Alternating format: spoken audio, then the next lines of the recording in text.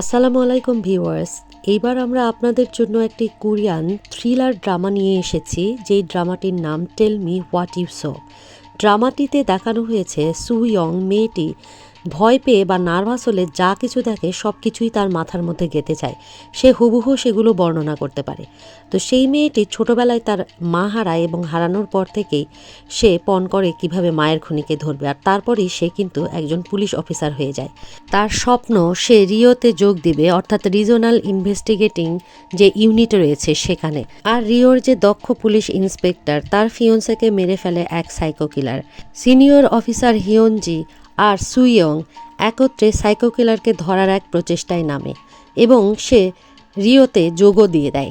এখন দেখা যাবে এই নাটকে সে কি পারবে সাইকো কিলারকে ধরতে।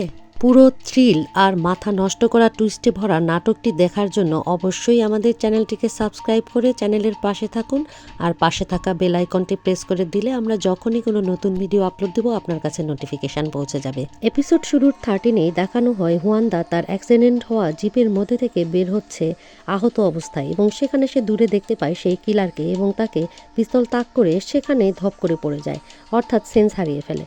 আর তার কাছে চলে আসে সেই সাইকো কিলার, এবং এইবার সাইকো কিলার এসে তার মুখটি খুলে ফেলে। আমরা দেখি সে দংশিক, বলে টিম লিডার তুমি মরতে পারো না, আর তার সহকারীর কাছে গিয়ে জানায় যে তুমি খুব ভালো কাজ করেছো। টিম লিডারকে বলে যে তোমাকে বেঁচে থাকতে হবে, কারণ হুয়েনজেকে বড় একটা গিফট দিতে হবে।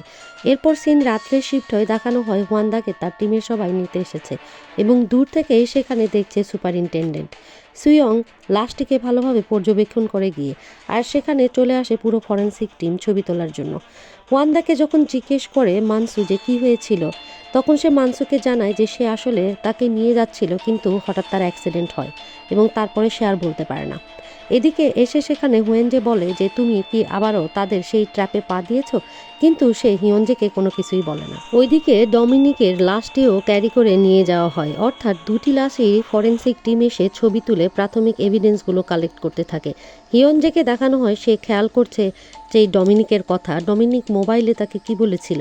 ডমিনিক বলেছিল যে আমরা তিনজন, আমাদের সোল এক, বডি ডিফারেন্ট হতে পারে। এরপরে সে সেই ক্যাসেটটি প্লে করে আর বারবার শুনতে থাকে, অর্থাৎ এটি সে তার মৃত্যুর পরে তার পকেট সার্চ করে সেখান থেকে বের করে নিয়েছিল, এবং বারবার সেখানে একটি বিষয় শুনতে থাকে, এমন একজনের নাম বলো যাকে তুমি খুন করতে চাও। আর সেখানে হুয়ানদার কোনো কথা শোনা যায় না, শুধুমাত্র একটা গঙ্গানির শব্দ শোনা যায়। তো এই ক্যাসেটটি বারবার প্লে করছে হিয়নজে তার রুমে বসে, আর খুনি সম্পর্কে ভাবতে থাকে। হিয়নজে খুনি সম্পর্কে গেস করতে থাকে যে কে হতে পারে খুনি এবং কেনই বা সে খুন করছে, আর তার মোটিভই কী হতে পারে। আর সেই ওয়্যার ট্যাপটা নিয়েও সে কথা বলতে থাকে। আর ওই পাশ থেকে আমরা দেখি যে খুনি দংশিক, সেও বলছে যে তুমি কি আমাকে ট্রেস করতে পারবে? মনে তো হয় না, যদিও তুমি আমার অনেক কাছাকাছি চলে এসেছো, কিন্তু আমার মনে হয় এটি ইম্পসিবল। আর হিয়নজে বলে ওয়েট করো, আমি তোমাকে ঠিকই খুঁজে বের করব। হিয়নজে তাদের প্রিভিয়াস কর্মকাণ্ডগুলোকে অ্যাটাচ করছিল এবং দেখছিল যে কিভাবে একটা আরেকটার সঙ্গে লিঙ্ক। আর ওইদিকে দংসিক সে ভাবছিল যে হিয়নজে বোধহয় তার আশেপাশেই আসতে পারবে না। হিয়নজে ভাবে যে তারা সেই ছোটোবেলা থেকেই একের পর এক খুনের অ্যাটেম্প্ট করে আসছে এবং সেই তৃপ্তি নিচ্ছে। আর এইদিকে আমরা এইবার প্রকৃত ঘটনাটি দেখতে পাই, কারণ দংসিক তার ছোটোবেলা আসলে কি করেছিল সেটা সে মেমোরাইজ করে।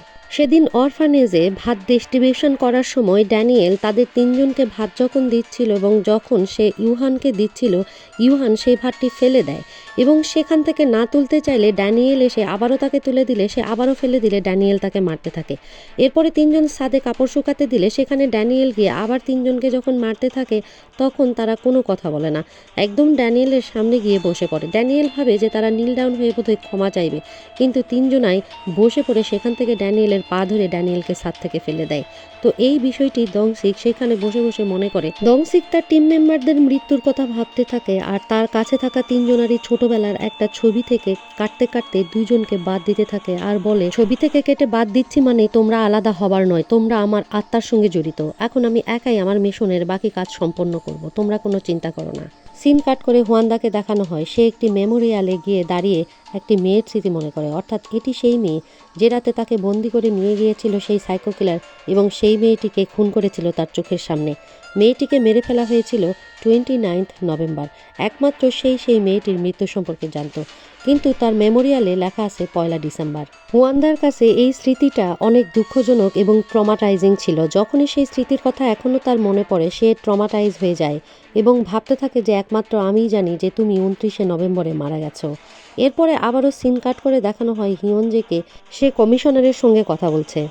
হিয়নজে তার কাছ থেকে একটি তথ্য চাওয়াতে তিনি সেই তথ্য একটি পেনড্রাইভে এনে হিয়নজের হাতে দিয়ে বলেন যে তুমি যে তথ্যগুলো চেয়েছিলে সব এই পেনড্রাইভে আছে, এখন তোমার কাজ হবে সেই বাস্টার্ডকে যত দ্রুত পারো ধরে ফেলো, বলে তিনি সেখান থেকে চলে যান।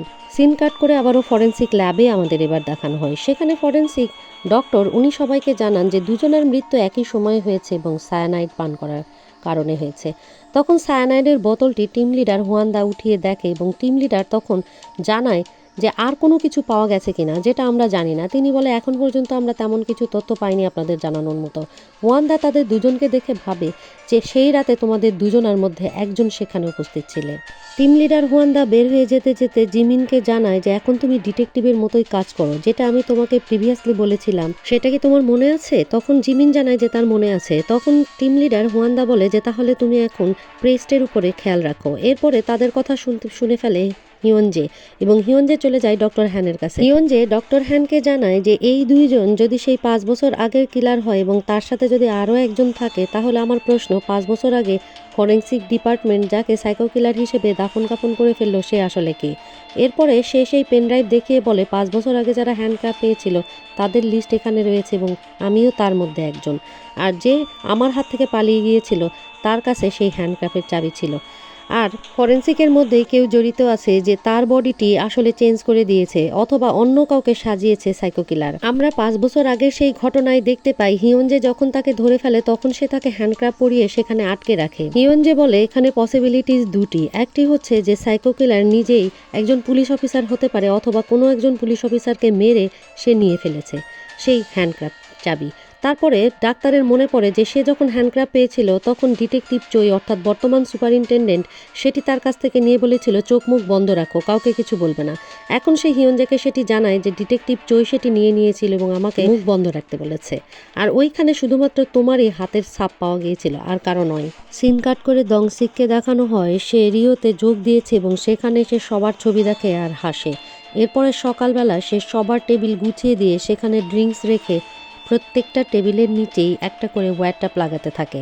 কিছুক্ষণের মধ্যে সবাই সেই রুমে চলে আসলে তাদের টেবিলে ড্রিঙ্কস দেখে প্রথমে মানসু বলে এটা কি, কোথা থেকে আসলো? তখন দংসিক গ্রিটিংস করে বলে যে সে এই ড্রিঙ্কসটি নিজে বানিয়েছে আর সবাই যেহেতু এত পরিশ্রম করছে আর টেনশনে রয়েছে তাই এই ড্রিঙ্কসটি তাদের সবাইকে রিল্যাক্স ফিল করাবে। তো সবাই এতে খুশি হয়। সেই সময় সেখানে চলে আসে সুইয়ং, এরপরে আসে টিম লিডার হুয়াংদা, কিন্তু কাউকে কোনো কিছু না বলে নিজের রুমে চলে গেলে সবাই টেনশনে পড়ে যায় যে হুয়াংদার মেজাজ ঠিক আছে তো আবার কি হলো। হুয়ান্দা জিমিনকে ডমিনিকের ব্যাপারে আরও ভালোভাবে খোঁজখবর নিতে বলে এবং শিন আর ডমিনিক একই সঙ্গে মারা গেছে সুতরাং তারা লিঙ্কড এবং তাদের অরফানেজ থেকে শুরু করে সব খবরাখবর সে জানতে চায় এবং বলে যে আমি অবশ্যই কিলারকে ধরবো। আর তখন জিমিন তাকে ইয়েস বলে সেখান থেকে চলে যায়। সুইয়ং তার ডায়েরিতে টু ডু লিস্ট করার সময় সেখানে তার মোবাইলে মেসেজ চলে আসে হিয়নজে জানায় যে তুমি এখনই চলে আসো, একটি কাজ আছে। তখন সুইয়ং মানসুকে জিজ্ঞেস করে যে সে একটু কিছুক্ষণের জন্য বাইরে যেতে পারবে কিনা। মানসু তখন পারমিশন দিলে সে আর একটু ওয়েট না করে সেখান থেকে চলে যায় আর বলে এই চিম মেয়েটা এমন রহস্যজনক, কেন না জানি তাকে ধরে আনার পর থেকে এত ঘটনা ঘটছে, এর উপরে ভালোভাবে দৃষ্টি রাখা উচিত। শিনের মৃত্যু, ডমিনিকের মৃত্যু সব তাকে ধরে আনার পরই হলো। এরপরে দেখানো হয় হিয়নজে আর সুইয়ংকে। হিয়নজে তখন চিমকে ইন্টারোগেট করতে বলে চিম এবং কিম স্যাং এদের দুজনের মধ্যে কোনো না কোনো কানেকশন রয়েছেই।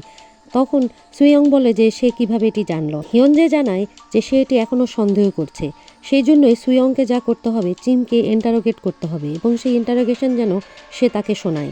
সিন কাট করে মুচং পুলিশ স্টেশনে দেখানো হয় সেখানে চলে আসে সুইয়ং এবং সুইয়ং জানায় যে চিমকে ইন্টারোগেট করতে হবে এবং তার কারণস্বরূপ জানায় যে সে তার সন্দেহ হচ্ছে যে চিম কিম স্যাংয়ের মৃত্যুর সঙ্গে জড়িত। কিম স্যাং এবং তার নাম তার কাছে রিলেটেড মনে হচ্ছে আর এই জন্য তাকে ইন্টারোগেট করলে আরও ক্লিয়ার হওয়া যাবে। তো সেখানে মানসু তাকে সম্মতি জানায়।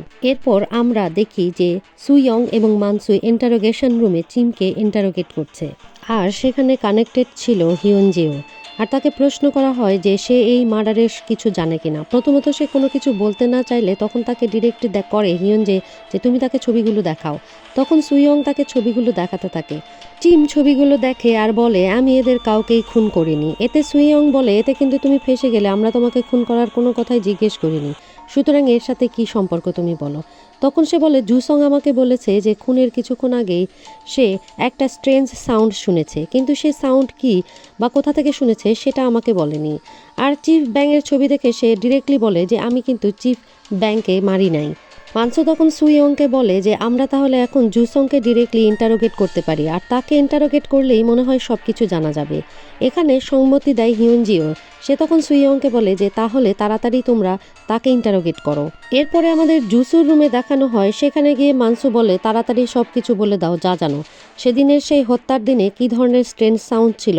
চিম আমাদের সব বলে দিয়েছে, এখন তোমার পালা। তখন সুজো আর উপায় না দেখে বলতে থাকে যে সেদিন আমি মানি সিগারেট ফেলে এসেছিলাম, তাই ধরার জন্য না পড়ি সেখানে ফেরত যায়। সিন কাট করে দেখানো হয় হিয়ন যে গাড়ি চালিয়ে রিওতে এসে প্রবেশ করে হুয়ানদার সঙ্গে দেখা করার জন্য। ওয়ান্দাকে এসে বলে যে পরপর কয়েকটা খুনে সবকিছু বিশ্লেষণ করে সে একটা কনক্লুশন এসে পৌঁছেছে। ওয়ান্দা জিজ্ঞেস করে খুনিকে সেটি সে জানতে পেরেছে কিনা। তখন বলে যে মেবি আমি খুনিকে তাকে ট্রেস করতে পেরেছি। ওয়ান্দা তাকে বলে তাহলে তুমি সবার সামনে ব্রিফ করো। এরপরে হিয়নজেকে দেখানো হয় যে সবার উপস্থিতিতে সে ব্রিফ করছে পুলিশের রুমে। হিয়নজে জানায় যে চিমের বক্তব্য থেকে এবং সুজো যে বক্তব্য দিয়েছে তা থেকে এটা স্পষ্ট যে যে ব্যক্তি মিস্টার ব্যাংকে খুন করেছে সে মিস্টার ব্যাংয়ের খুব কাছাকাছি একজন, অর্থাৎ সে পুলিশেরই লোক। একথা শুনে তো সবাই নড়ে চড়ে বসে। হিয়নজে জানায় মিস্টার ব্যাং জানতে পেরেছিল যে ওই কালপ্রিটের বাবাই হচ্ছে মিস্টার কিম স্যাং, আর এতে করে সে যাতে এই তথ্য দিতে না পারে সেই জন্য তাকে খুন করা হচ্ছিল। এবং যখন তাকে খুন করা হয় তখন কিন্তু সুজো তাকে দূর থেকে দেখেছিল। সুতরাং সাইকো কিলার শুধুমাত্র যে পুলিশেরই একজন তা নয়, বরঞ্চ সে এই অর্গানাইজেশনের সঙ্গেই জড়িত। এরপরে দেখানো হয় মিস্টার ব্যাংয়ের হত্যাকাণ্ডের ওই রাতে তিনি যখন হেঁটে সেই সাইকো কিলারের কাছে যাচ্ছিলেন এবং বকাঝকা করছিলেন, তখন সাইকো কিলারকে একটা ধাক্কা মারতে সাইকো কিলারের সঙ্গে তার অনেক মারামারি হয়। এক পর্যায়ে সাইকো কিলার কিন্তু তার গলাতে তারটাও পরিয়ে দেয় এবং সে যখন সাইকো কিলারকে মারতে থাকে তখন সুজো আসলেই দেখছিল। এবং সাইকো কিলার যখন কুঠার হাতে নিয়ে নেয় তাকে খুন করার জন্য, তখন মিস্টার ব্যাং দৌড়াতে থাকেন। আর দৌড়াতে থাকলে তার গলায় বাঁধা ওই তারটিও কিন্তু তখন যেতে থাকে এবং কিছু দূর দৌড়ানোর পরে উনি পড়ে যান। তারপর তাকে গাড়ির মাধ্যমে একেবারে টেনে আনা হয়। আর সেই যখন তাকে টেনে আনা হয় তখন কিন্তু তিনি ফোনে কল দিচ্ছিলেন সুইয়ংকে, যেটা সাইকো কিলার কলটি কেটে দেয়।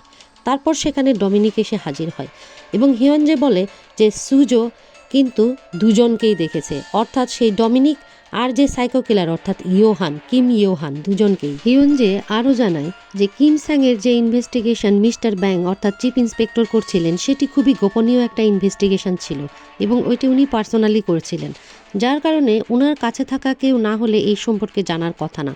সুতরাং সবগুলো বিষয় মাথায় নিয়ে বা বিবেচনা করে আমার এটিই মনে হয়েছে। এদিকে সুপারিনটেন্ডেন্টের রুমে আইজিপি দপ্তর থেকে দুজন দেখা করতে আসে এবং এই দুজনকে প্রথমত সমালোচনা করলে তারা তাকে নিষেধ করে দেয় সমালোচনা করতে, বরঞ্চ বলে 5 বছর আগে যে সাইকো কিলারের কেসটি আপনারা বন্ধ করেছেন এটা আপনারা ম্যানিপুলেট করেছেন, আর সে সময় আপনি ছিলেন টিম লিডার। সুতরাং এখনও সেই সাইকো কিলার বেঁচে আছে এবং খুন করে যাচ্ছে, অথচ ম্যানিপুলেশন করে আপনারা কেস বন্ধ করে দিয়েছেন। তা না হলে এত লোকের জীবন যেত না। এতে করে এখন আপনার বিরুদ্ধে ডিসিপ্লিনারি অ্যাকশন নেবে অপরের বডি, যদি আপনি ঠিকমতো প্রুফ দিতে না পারেন। এবং এখন থেকে বলা হচ্ছে আপনার যে কোনো কেসই সলভ হোক না কেন সব কিছুর ইনভেস্টিগেশন রিপোর্ট আপনাকে জমা দিতে হবে। আর আপনার সম্পর্কে এখন ইন্সপেকশন কমিটিও কাজ করবে, আপনি তাদেরকে সহযোগিতা করবেন বলে আশা করছি। আর এটি আইজিপির অর্ডার, আমরা তার অর্ডার আপনার কাছে নিয়ে এসেছি। এরপর সুপারিনটেন্ডেন্ট ডেপুটি কমিশনারের কাছে গিয়ে বলেন আইজিপি তার কাছে ইন্সপেকশনের কমিটি পাঠিয়েছে এবং কমিটি সেই 5 বছর আগে মিন্ট কেস ফ্যাব্রিকেশন নিয়ে কথা বলছে। তখন সেখানে ডেপুটি কমিশনার বলে যে সেই সংক্রান্ত সকল বিষয়ের দায় দায়িত্ব আপনার, আর সেই কেসটা তো আপনিই ফ্যাব্রিকেটেড করেছেন, ইভেন আপনি এভিডেন্সও গুম করে দিয়েছেন। সুতরাং বেটার আপনি হয় রিজাইন করুন অথবা সেই কেস আবারও আগের মতো করে ক্লোজ করে ফেলুন। তখন এরকম কথা শুনে সে বলে আপনি তো এখন আমাকেই দোষাবেন, কিন্তু সেখানে তো আপনারও মদত ছিল। সে বলে সেটা কেউ বুঝবে না এবং জানবেও না, কারণ পুরো দায়িত্ব আপনার উপরে। তাহলে আপনি আপনার নিজের পদবি বাঁচানোর জন্য এবং নিজেকে ওপরে তোলার জন্য যে ধরনের কাজ করেছেন সে ধরনের কাজ আবারও করতে পারেন। তখন সুপারিনটেন্ডেন্ট বলে আমি দ্বিতীয়টি করব, অর্থাৎ তাকে ধরে আমি নিজে তাকে মেরে ফেলবো এবং বুঝাবো যে 5 বছর আগে সে মারা গেছে। এরপর সুপারিনটেন্ডেন্ট ব্যাক করে হুয়ানদার কাছে জিজ্ঞেস করে তুমি কখন তাকে ধরবে। হুয়ানদা তাকে জানায় যে হিয়ন যে বের করে ফেলেছে যে একজন পুলিশ অফিসারই খুনি এবং সে মনে হয় তার কাছাকাছিও চলে গেছে। সে নাম সহ কিভাবে কি করেছে সবকিছুই বলতে পারছে, তাই ডিটেকটিভ লি এর হেল্প হলে আমি খুব তাড়াতাড়ি ধরতে পারতাম। তখন সে তাকে জানায় যে যারই হেল্প হোক নিয়ে তাড়াতাড়ি তাকে ধরো। এরপরে ফেরত আসে সে তার রুমে এবং তার রুমে আসতেই তাকে ফোন করে ডক্টর হ্যান। ডক্টর হ্যান জানায় যে সেই হ্যান্ডক্রাফটটা দিলে সে হয়তোবা ডিএনএ থেকে খুঁজে বের করতে পারবে কে খুনি, এতে করে আরও হেল্প হবে তার। তখন সে বলে তাহলে আমি হ্যান্ডক্রাফট তোমাকে পৌঁছায় দিচ্ছি, তুমি যেভাবেই হোক খুনিকে বের করো, কতক্ষণ লাগতে পারে। সে বলে 1 থেকে 2 দিন। বলে না, খুব তাড়াতাড়ি করতে হবে, 24 ঘন্টা।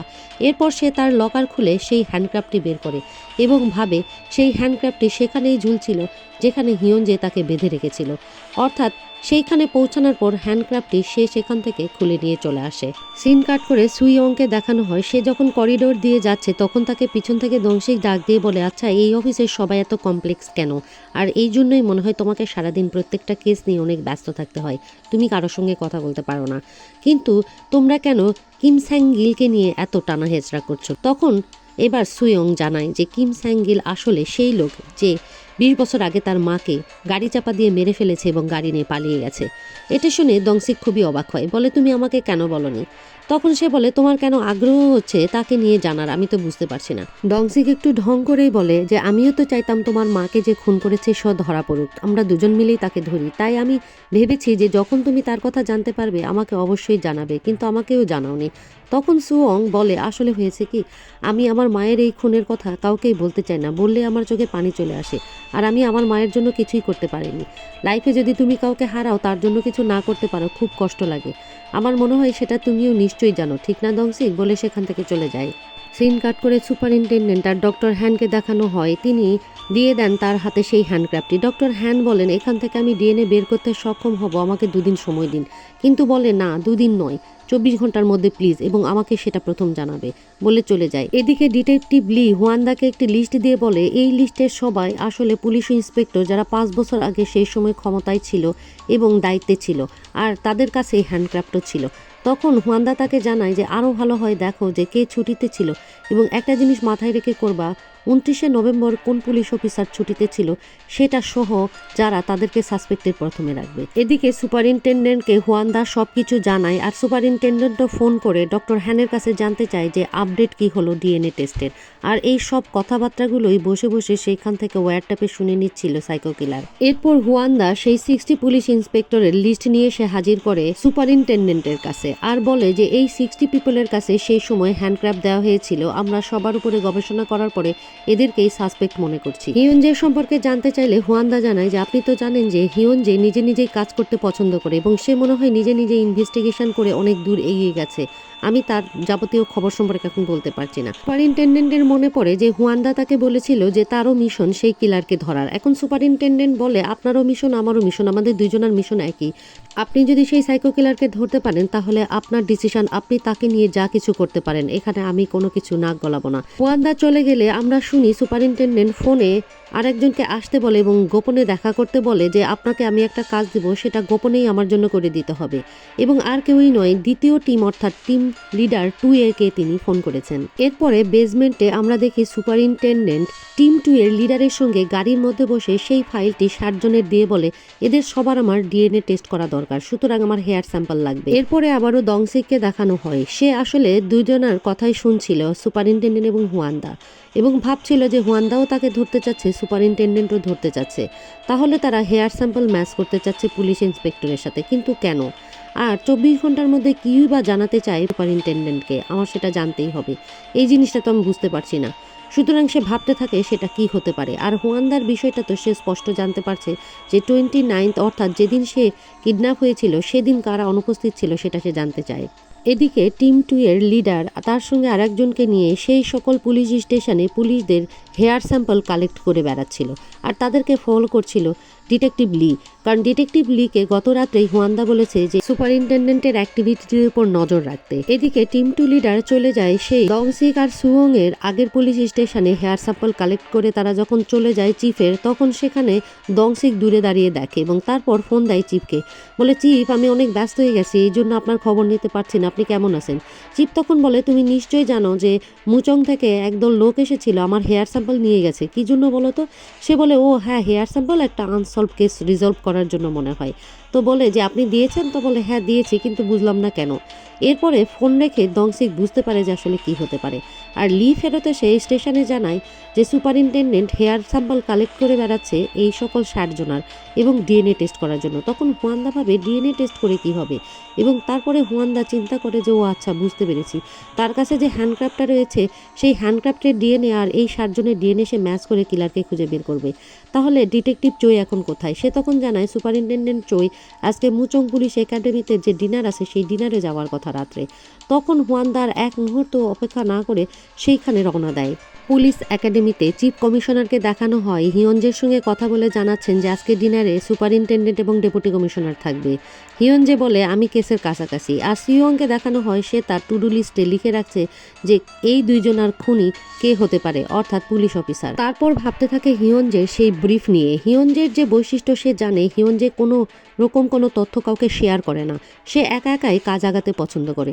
অথচ সেদিন সে সবাইকে এই তথ্য শেয়ার করলো, এটা প্রি প্ল্যান্ড নয় তো? আবার তার মনে পড়ে সে যখন হিয়ঞ্জের রুমে গিয়েছিল সেই রুমে সে দেখেছে একটি পিস্তল সেখানে রেডি করা আছে এবং পুরা সে একটা যুদ্ধে নামছে, অর্থাৎ এমন কিছু করতে যাচ্ছে যা তার প্রি প্ল্যান্ড, আমরা কল্পনা করতে পারছি না। তাই সে আর দেরি করে না। এরপরে দেখানো হয় ডিনার পার্টিতে। সেই ডিনার পার্টিতে আসলে অনুপস্থিত ছিল সুপারিনটেন্ডেন্ট চুই। তার কথা ডেপুটি কমিশনারকে জিজ্ঞেস করে প্রধান কমিশনার। আর সেখানে হুয়ান্দা হাজির হয়ে দেখে তার চেয়ারটি ফাঁকা, সেখানে সুপারিনটেন্ডেন্ট নেই। তাই কাউকে কোনো কিছু না বলে গ্রিটিংস করে বের হতেই ফোন আসে তার সুইয়ংয়ের। সুইয়ং জানায় যে হিয়ঞ্জে যে ধরনের তাকে আমি চিনি, সে কিন্তু কাউকে কিছু ব্রিফ করে না, কিন্তু আমার মনে হচ্ছে সেদিন সে এটি একেবারে প্রি প্ল্যান ব্রিফ করেছে, অর্থাৎ সে বড় কিছু করতে যাচ্ছে। আর হিয়ঞ্জে একটা ফায়ার আর্মও রেডি করে রেখেছে। তখন হুয়ান্দা তাকে জানায় তুমি তাড়াতাড়ি চলে আসো। এরপরে সিন দেখানো হয় আমাদের ফরেনসিক সেন্টারে। আর সেখানে চলে গেছে মুখ বাঁধা অবস্থায় সেই সাইকো কিলার, এবং সে যে আর কিছুই নয়, সেই হ্যান্ডক্রাফটটি খুঁজে বের করছে, কারণ এই হ্যান্ডক্রাফট তারা পেলে এইখানে তার ডিএনএ পেয়ে যেতে পারে। আর ঠিক সেই মুহূর্তেই তার পিছন থেকে তাকে হ্যান্ডস আপ করতে বলে হিয়ঞ্জে, অর্থাৎ এটি হিয়ঞ্জের প্রি প্ল্যান ছিল। ফ্ল্যাশব্যাকে দেখানো হয় ডক্টর হ্যানের কাছে সে যে হেল্প চেয়েছিল সে হচ্ছে এটি, যে হ্যান্ডক্রাফটটি আবার ফেরত চাওয়া এবং সেই ডিএনএর কথা বলা, এবং এতে করে তখন খুনি অনেক অ্যালার্ট হয়ে যাবে এবং সেই হ্যান্ডক্রাফট পাওয়ার জন্য অবশ্যই সে এখানে চলে আসবে। তাই তো খুনিকে আজ সে ধরতে পারছে এবং বলে যে তুমি তাহলে সেই ট্র্যাপে পাই দিয়ে দিয়েছো। এরপর দেখানো হয় হুয়ান্দা যখন জিমিনকে বলছিল যে নিশ্চয়ই সে হ্যান্ডক্রাফট রয়েছে তার কাছে, অর্থাৎ হ্যান্ডক্রাফট ছিল তার পজেশনে, সুপারিনটেন্ডেন্টের পজেশনে, আর সেই কথা শুনে নিয়েছিল কিলার। হিয়ঞ্জে বলে আমি এই ফলস ইনফরমেশনটা লিক করেছিলাম যাতে করে তুমি সেটি শুনে এখানে চলে আসো, আর সেই জন্যই আমার জন্য পসিবল হইল তোমাকে ধরার। এরপর দেখানো হয় হুয়ান্দা চলে এসেছে সুইয়ংয়ের কাছে এবং সুইয়ংকে তাড়াতাড়ি গাড়িতে উঠিয়ে নিয়ে বলে আমাদের তাড়াতাড়ি যেতে হবে ফরেনসিক সেন্টারে। আর সেখানেই মনে হয় গিয়েছে হিয়ঞ্জে এবং সুপারিনটেন্ডেন্ট সেই খুনিকে ধরার জন্য। এরপর তারা রওনা দিলে আমাদের আবার দেখানো হয় হিয়ঞ্জে আর সেই খুনিকে। এবার হিয়ঞ্জে বলছে বুঝতে পেরেছো আমার চালাকিটা, এখন তুমি তোমার মাস্কটা খোলো। সে তখন আস্তে আস্তে মাস্কটা খুলে ফেলে, কিন্তু সেখানে সে হালিয়ে তাকে দেখতেই যাবে, এই মোমেন্টটা হঠাৎ করে ঘরের লাইটটিকে যেন পিস্তলের গুলি করে নিভিয়ে দেয়। এরপর সাইকো কিলার ডংসিক সেখান থেকে দৌড়ে পালানোর চেষ্টা করতে থাকে, আর তার পিছে পিছে হিয়ঞ্জে আর তার পিছে পিছে সুপারিনটেন্ডেন্ট। এক পর্যায়ে সুপারিনটেন্ডেন্ট হিয়ঞ্জেকে একটা জায়গায় ব্লক করে দিলে হিয়ঞ্জে তখন অন্য রাস্তা দিয়ে যেতে বাধ্য হয়, আর সুপারিনটেন্ডেন্ট তখন শুধুমাত্র একা তার পিছু করতে থাকে পিস্তল নিয়ে। কয়েকটা গুলিও ছড়ে কিন্তু একটি গুলিও লাগে না। এদিকে সুইয়ং আর হুয়ান্দা ফরেনসিক সেন্টারে চলে আসে এবং সেখানে এসেই তারা সুপারিনটেন্ডেন্টের আইডি কার্ডটি সেখানে পড়ে থাকতে দেখে বুঝতে পারে সুপারিনটেন্ডেন্ট এখানে। সুপারিনটেন্ডেন্ট যখন হিয়ঞ্জেকে আলাদা করে ফেলে তখন হিয়ঞ্জে বুঝতে পারে যে সুপারিনটেন্ডেন্ট চাচ্ছে না যে সে কিলারের কাছে পৌঁছাক, তাই সে থেমে থাকে না, আবারও দৌড়াতে থাকে। সুপারিনটেন্ডেন্টকেও সে সন্দেহ করতে থাকে। এরপরে দেখানো হয় সুপারিনটেন্ডেন্ট তার পিছু পিছু। হিয়ন যে অন্য পথ দিয়ে যাওয়ার চেষ্টা করছে, আর সুইয়ং, হুয়ানদা তারাও আসলে তাদেরকে খোঁজার চেষ্টা করছে যে তারা কোথায় যাচ্ছে। তারা কেবলমাত্র শব্দ পাচ্ছে কিন্তু বুঝতে পারছে না তারা কোথায়। এক পর্যায়ে বেসমেন্টে কিলার চলে আসে, আর সেখানে সুপারিনটেন্ডেন্ট পিস্তল নিয়ে তাকে বলে, আজকে তোমাকে আমি মেরে ফেলবো, সামনে আসো। এই মুহূর্তে কিলার তার সামনে আসে এবং দুইজনের মধ্যে অনেকক্ষণ ধরে লড়াই চলতে থাকে। এক পর্যায়ে কিলার একেবারে মেরে ফেলে সুপারিনটেন্ডেন্টকে সেখানে, সেভাবে গলাতেই সেই তারটি পেঁচিয়ে। তাকে সেখানে মেরে ফেলে দিতেই দূর থেকে চলে আসে হিয়নজে এবং দেখতে পায় যে সুপারিনটেন্ডেন্টকে সে মেরে দৌড়াচ্ছে। তখন তার পিছে পিছে হিয়নজেও দৌড়াতে থাকে। ওয়ান্দা আর সুইয়ং সেখানে দৌড়ে এসে দেখে এই অবস্থা, আর সাথে সাথে তখন সুইয়ং সুপারিনটেন্ডেন্টের গলায় হাত রেখে তার রক্ত বন্ধ করার চেষ্টা করতে থাকে। সুইয়ং অ্যাম্বুলেন্সকে ফোন করে এবং পুরো ঘটনা তার টিমকেও ফোন করে জানে, সেখানে আসতে বলে, আর সেখানে কাঁদতে থাকে সুপারিনটেন্ডেন্টের লাশের সাথে। আর হুয়ানদা দেখে যে হুয়েন যে দৌড়াচ্ছে তখন সাইকো কিলারের পিছনে, তখন সেও দৌড়াতে থাকে। দৌড়াতে দৌড়াতে সাইকো কিলার একটি জঙ্গলে প্রবেশ করলে হিয়নজেও সেখানে প্রবেশ করে, আর হুয়ানদাও। এবং দৌড়াতে দৌড়াতে হিয়নজে এক পর্যায়ে তাকে গুলি করে, আর এখানেই শেষ হয় এই পর্ব। এপিসোড 14-এর শুরুই হয় সুইয়ংকে দেখে। সুইয়ং গলা চেপে ধরে আছে তখনও সুপারিনটেন্ডেন্টের। আস্তে আস্তে সে গলাটি ছেড়ে দিয়ে সিকিউরিটিকে বলে যে তোমরা একটু তাকে দেখো, এখনই এর কাছে কিছু লোক আসবে। আর দেখানো হয় পুরো টিম চলে যাচ্ছে, তখন পুরো টিমকে ডিরেকশন দিচ্ছে সুইয়ং কোথায় যেতে হবে।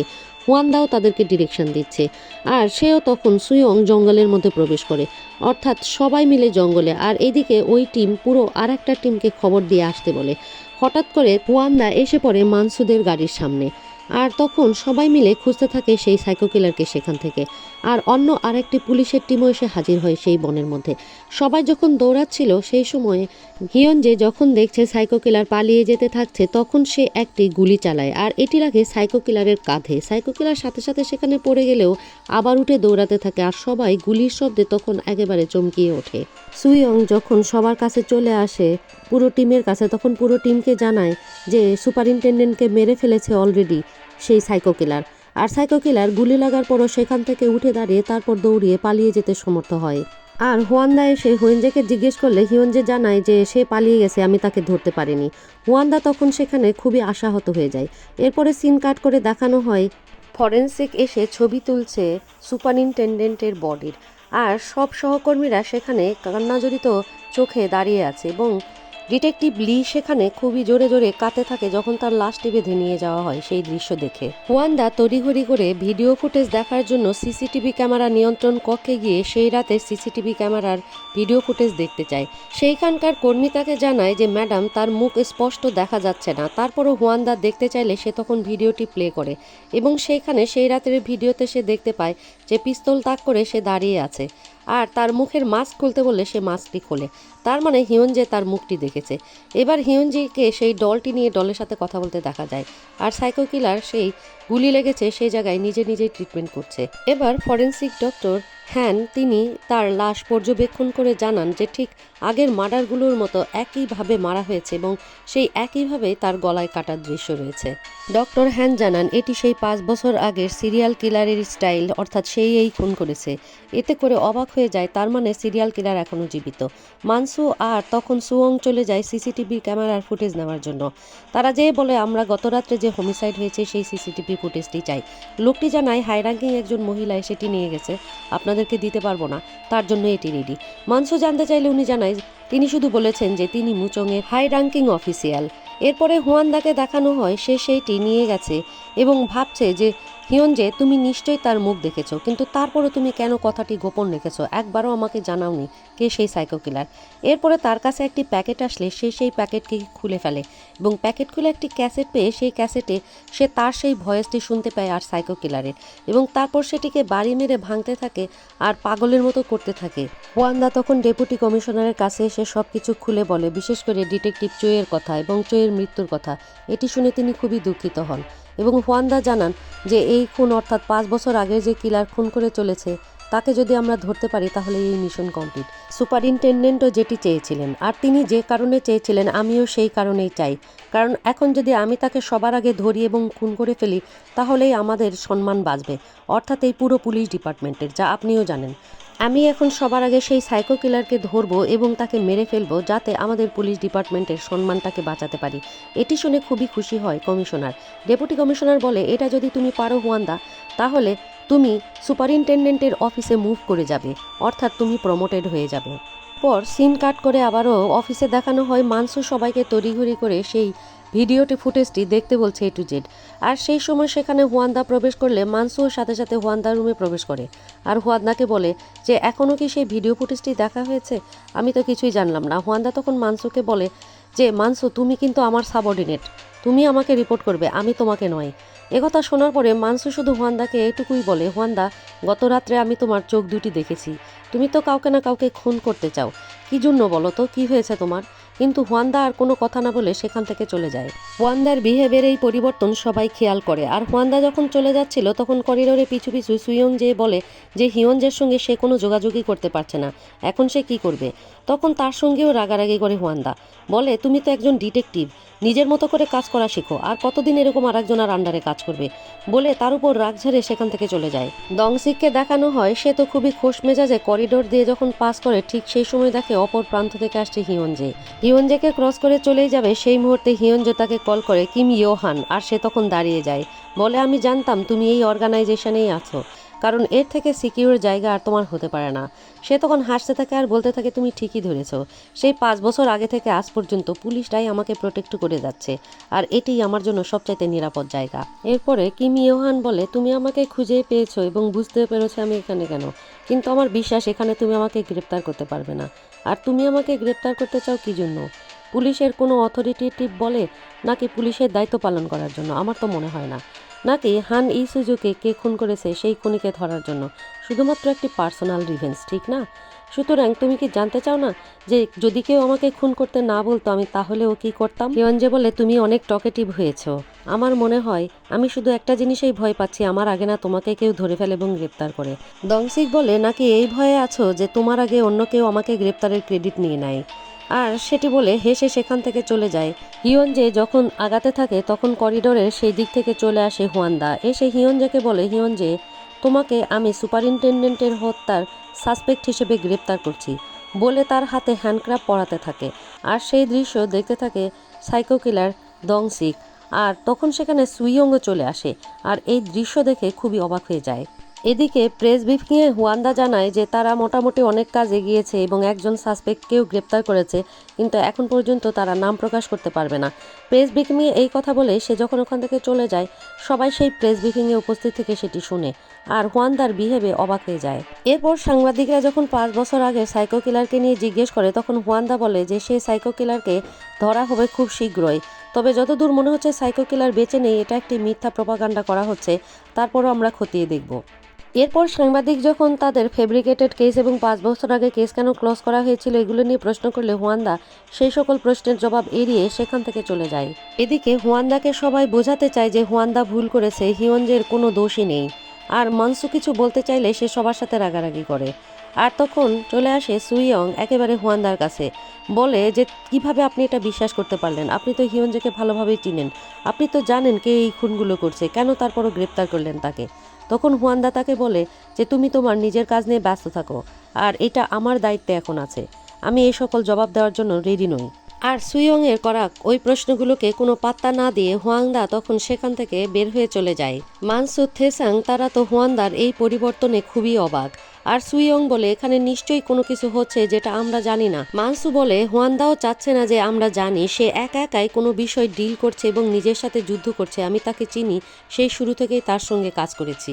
হুয়ান্দা এদিকে ছাদের উপরে যখন একা একা দাঁড়িয়েছিল তখন সেখানে ডিটেকটিভ লি একটি লিস্ট নিয়ে এসে বলে যে ম্যাডাম, আমি 6 জনের একটি লিস্ট করেছি যারা 29শে নভেম্বর ছুটিতে ছিল, এবং সেই লিস্টে যখন সে দেখে সেখানে দংসিকের নাম রয়েছে 6 নম্বরে। তখন হুয়ান্দা বলে যে আমি এদের 6 জনকে ইন্টারোগেট করতে চাই, কিন্তু আনঅফিসিয়ালি, এবং আনঅফিসিয়াল যে রুম আছে ইন্টারোগেশনের সেই রুমটিই ব্যবহার করব। এই 6 জনকে খবর দিয়ে নিয়ে আসাও, তাদেরকে শুধু বলবে যে অফিসিয়াল ফর্মালিটিজের জন্যই আমি ডেকেছি এবং সেই ফর্মালিটিস সেরেই তাদেরকে ছেড়ে দিব। আর তাদের দুজনের কথা দূর থেকে মানসু শুনতে থাকে।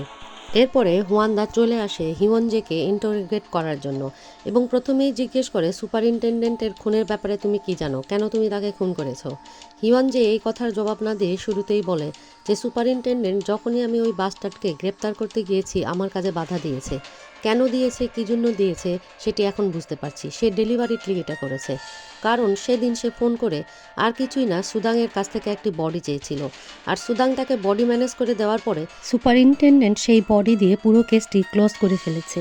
আর তাই তো সুপারিনটেনডেন্ট এত দূর পর্যন্ত গিয়েছে আমার পিছু পিছু, কখনোই চায়নি যে আমি মেন ক্রিমিনালের কাছে পৌঁছাই, কারণ তাহলে তার মুখোশ উন্মোচিত হবে। কিন্তু ওয়ান্দাকে জিজ্ঞেস করে যে তুমি কেন এরকম করছো, কেন তুমি অ্যারেস্ট করেছো আমাকে পারপাসফুলি। এরপর ওয়ান্দাকে বলে কোন সিক্রেট তুমি আমার কাছ থেকে লুকাতে চাচ্ছ, আজকে আমাকে খুলে বলো। আমি যখন শিনের কাছ থেকে জানতে চাচ্ছিলাম যে কে ইসুকে মেরেছে, সেই মুহূর্তে তুমি তার মাথায় গুলি করেছো। তুমি তো তাকে অন্য জায়গাতে গুলি করতে পারতে, এটা তো পারপাসফুলি করেছো তুমি। আর হসপিটালে তার জ্ঞান ফিরলে তাকেই তুমি পালাতে সাহায্য করেছো। সুতরাং এই সব কিছু কি তুমিও কোনো সত্য ঘটনা লুকানোর জন্য করছো না ওয়ান্দা? বেটার তুমি আমাকে বলে দাও, কারণ আমার মনে হচ্ছে সুপারিনটেনডেন্টের মতো তুমিও চাচ্ছ না আমি যাতে অপরাধীর কাছে পৌঁছাই, আমি যাতে সত্যটা জানি। আর আমার সম্পর্কে তুমি সব কিছুই জানো। আমি সবসময় ক্লিয়ার ছিলাম যে কে ইসুকে মেরেছে, এটাই আমার জানার মেন উদ্দেশ্য, আর কোনো কিছুই নয়। ওয়ান্দা বলে আমি তোমাকে গ্রেপ্তার করেছি কারণ তুমি ক্রিমিনালের মুখ দেখেছো, কিন্তু তারপরও তুমি আমাদেরকে কোনো কিছুই জানাওনি। তখন হিয়নজে তাকে আর কোনো কিছু না বলে তার হাতের আংটিটি খুলে টেবিলের উপর রাখে, যেটা তার আসলে বিয়ের আংটি ছিল। আর ওয়ান্দা তখন তাকে আর কোনো কিছু জিজ্ঞেস না করে রুম থেকে চলে যায়। সিন কাট করে জিমিন আর মানসুকে দেখানো হয় সেই ছাদের উপরে। মানসু জিমিনকে খুলে বলে যে মানসু সব কিছু জানে, যে সে প্রথমে সুপারিনটেনডেন্ট, এখন ওয়ান্দা তাদের সঙ্গে কিভাবে কাজ করছে। একজন ভালো পুলিশ অফিসার হতে চায়, কিন্তু সে কখনোই হতে পারছে না।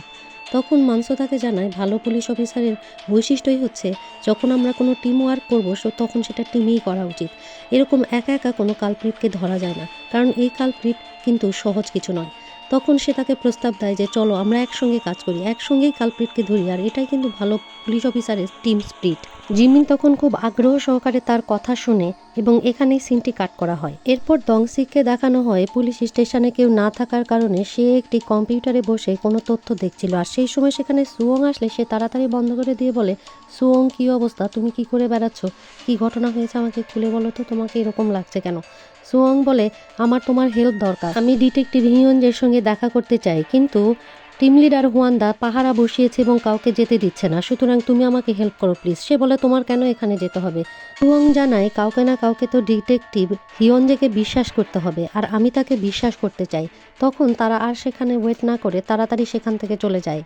এরপর আমরা দেখি হিয়নজো রুমের বাইরে যে পাহারা দিচ্ছিল তাকে দংসিক গিয়ে বলে যে আমি খুব টায়ার্ড ফিল করছি, চলো সুইচ করি, বলে তাকে পাঠিয়ে দিয়ে সে সেখানে দাঁড়ালে তখন তাড়াতাড়ি করে চলে যায় সুয়ং, এবং সুয়ংকে সে বলে তুমি তোমার কাজ তাড়াতাড়ি শেষ করে, আমি ভয় পাচ্ছি। যাওয়ার সময় তাকে থ্যাঙ্কস জানাতে সুয়ং খেয়াল করে তার ঘাড়ের উপরে ভেজা এবং লাল রক্তের মতো।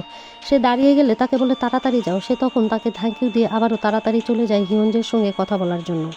রুমের বাইরে থেকেই সুয়ং খেয়াল করে হিয়নজে ভেতরে বসা আছে, আর বাইরে সেই এয়ারট্যাপটা দেখে সে সেটা হাতে তুলে নেয় এবং ভেতরের রুমে প্রবেশ করে।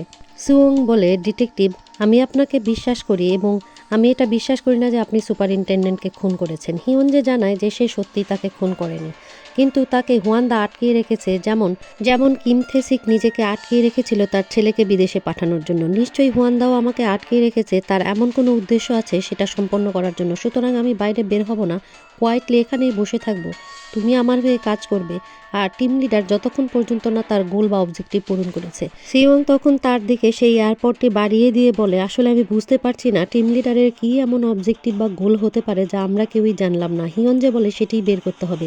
এরপর টিম লিডারকে আর জিমিনকে দেখানো হয় তারা একটি রুমের মধ্যে প্রবেশ করেছে, যে রুমটি অনেক আগে আসলে ইন্টারোগেশন রুম হিসেবেই ব্যবহার করা হতো। তো জিমিন বলে এটাই সেফ প্লেস মনে হয়, আর হুয়ান্দা বলে তুমি এই প্লেস কিভাবে জানলে, এটা তো তুমি অফিসার হওয়ার আগেও অ্যাবান্ডন হয়েছে। জিমিন বলে আসলে এটাই তো আমার কাজ, যে কেউ কোনো কিছু জানে না সেটাই আমার খুঁজে বের করা। টিম লিডার বলে প্রথমেই দংসিককে পাঠাও। দংসিককে দেখানো হয় সে তার ড্রেস চেঞ্জ করতে গিয়ে হঠাৎ করে খেয়াল করে যে তার শার্টের ওইখানে রক্ত লেগে আছে, আর মনে পড়ে তাহলে সুয়ং কি সেই রক্তটাই সেখানে দাঁড়িয়ে দাঁড়িয়ে দেখছিল, কারণ সুয়ং সেখানে কিছুক্ষণ দাঁড়িয়েছিল এবং সে নিশ্চিত হয় সুয়ং এটি দেখেছে। আর যে সময় সে লক করবে দরজা তখনই দেখে সেখানে মানসু দাঁড়িয়ে আছে। মানসুকে দেখে সে তো ভয় পেয়ে যায় আর বলে যে আমি তো আপনাকে দেখে ভয় পেয়েছি ভূত দেখার মতো।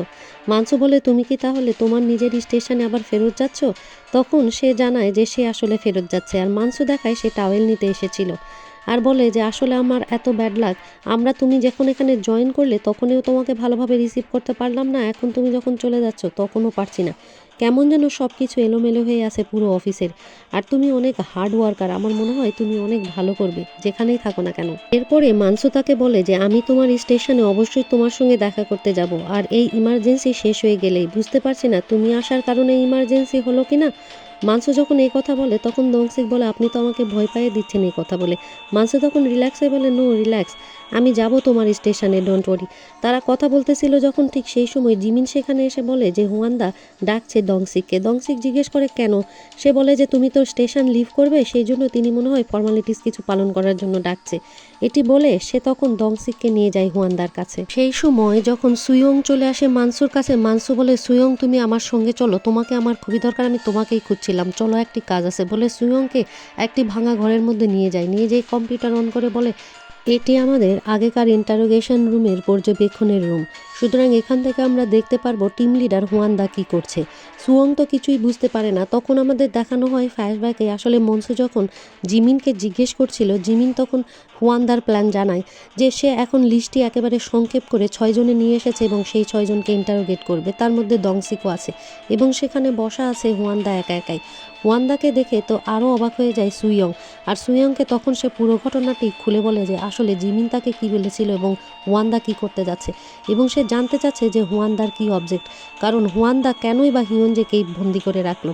সে সেই কালপ্রিটকে একা ধরতে চায়, কেনই বা ধরতে চায় এটাই সে বের করতে চাচ্ছে। এরপর সেখানে দংসিক এসে বসলে সুইয়ং তো আরও অবাক হয়ে যায় যে তার সিনিয়র দংসিককে কেন ডাকা হয়েছে, তার সঙ্গেই বা হুয়ানদা কী কথা বলতে চায়। তখন যোগাযোগ করতে চাচ্ছিল হিয়ন যে তার সাথে, এবং সে তখন একটু আনইজি ফিল করলে মনসু বলে যে তুমি যার সঙ্গে যোগাযোগ করতে চাচ্ছ করো, আর এই দেখো লিস্ট।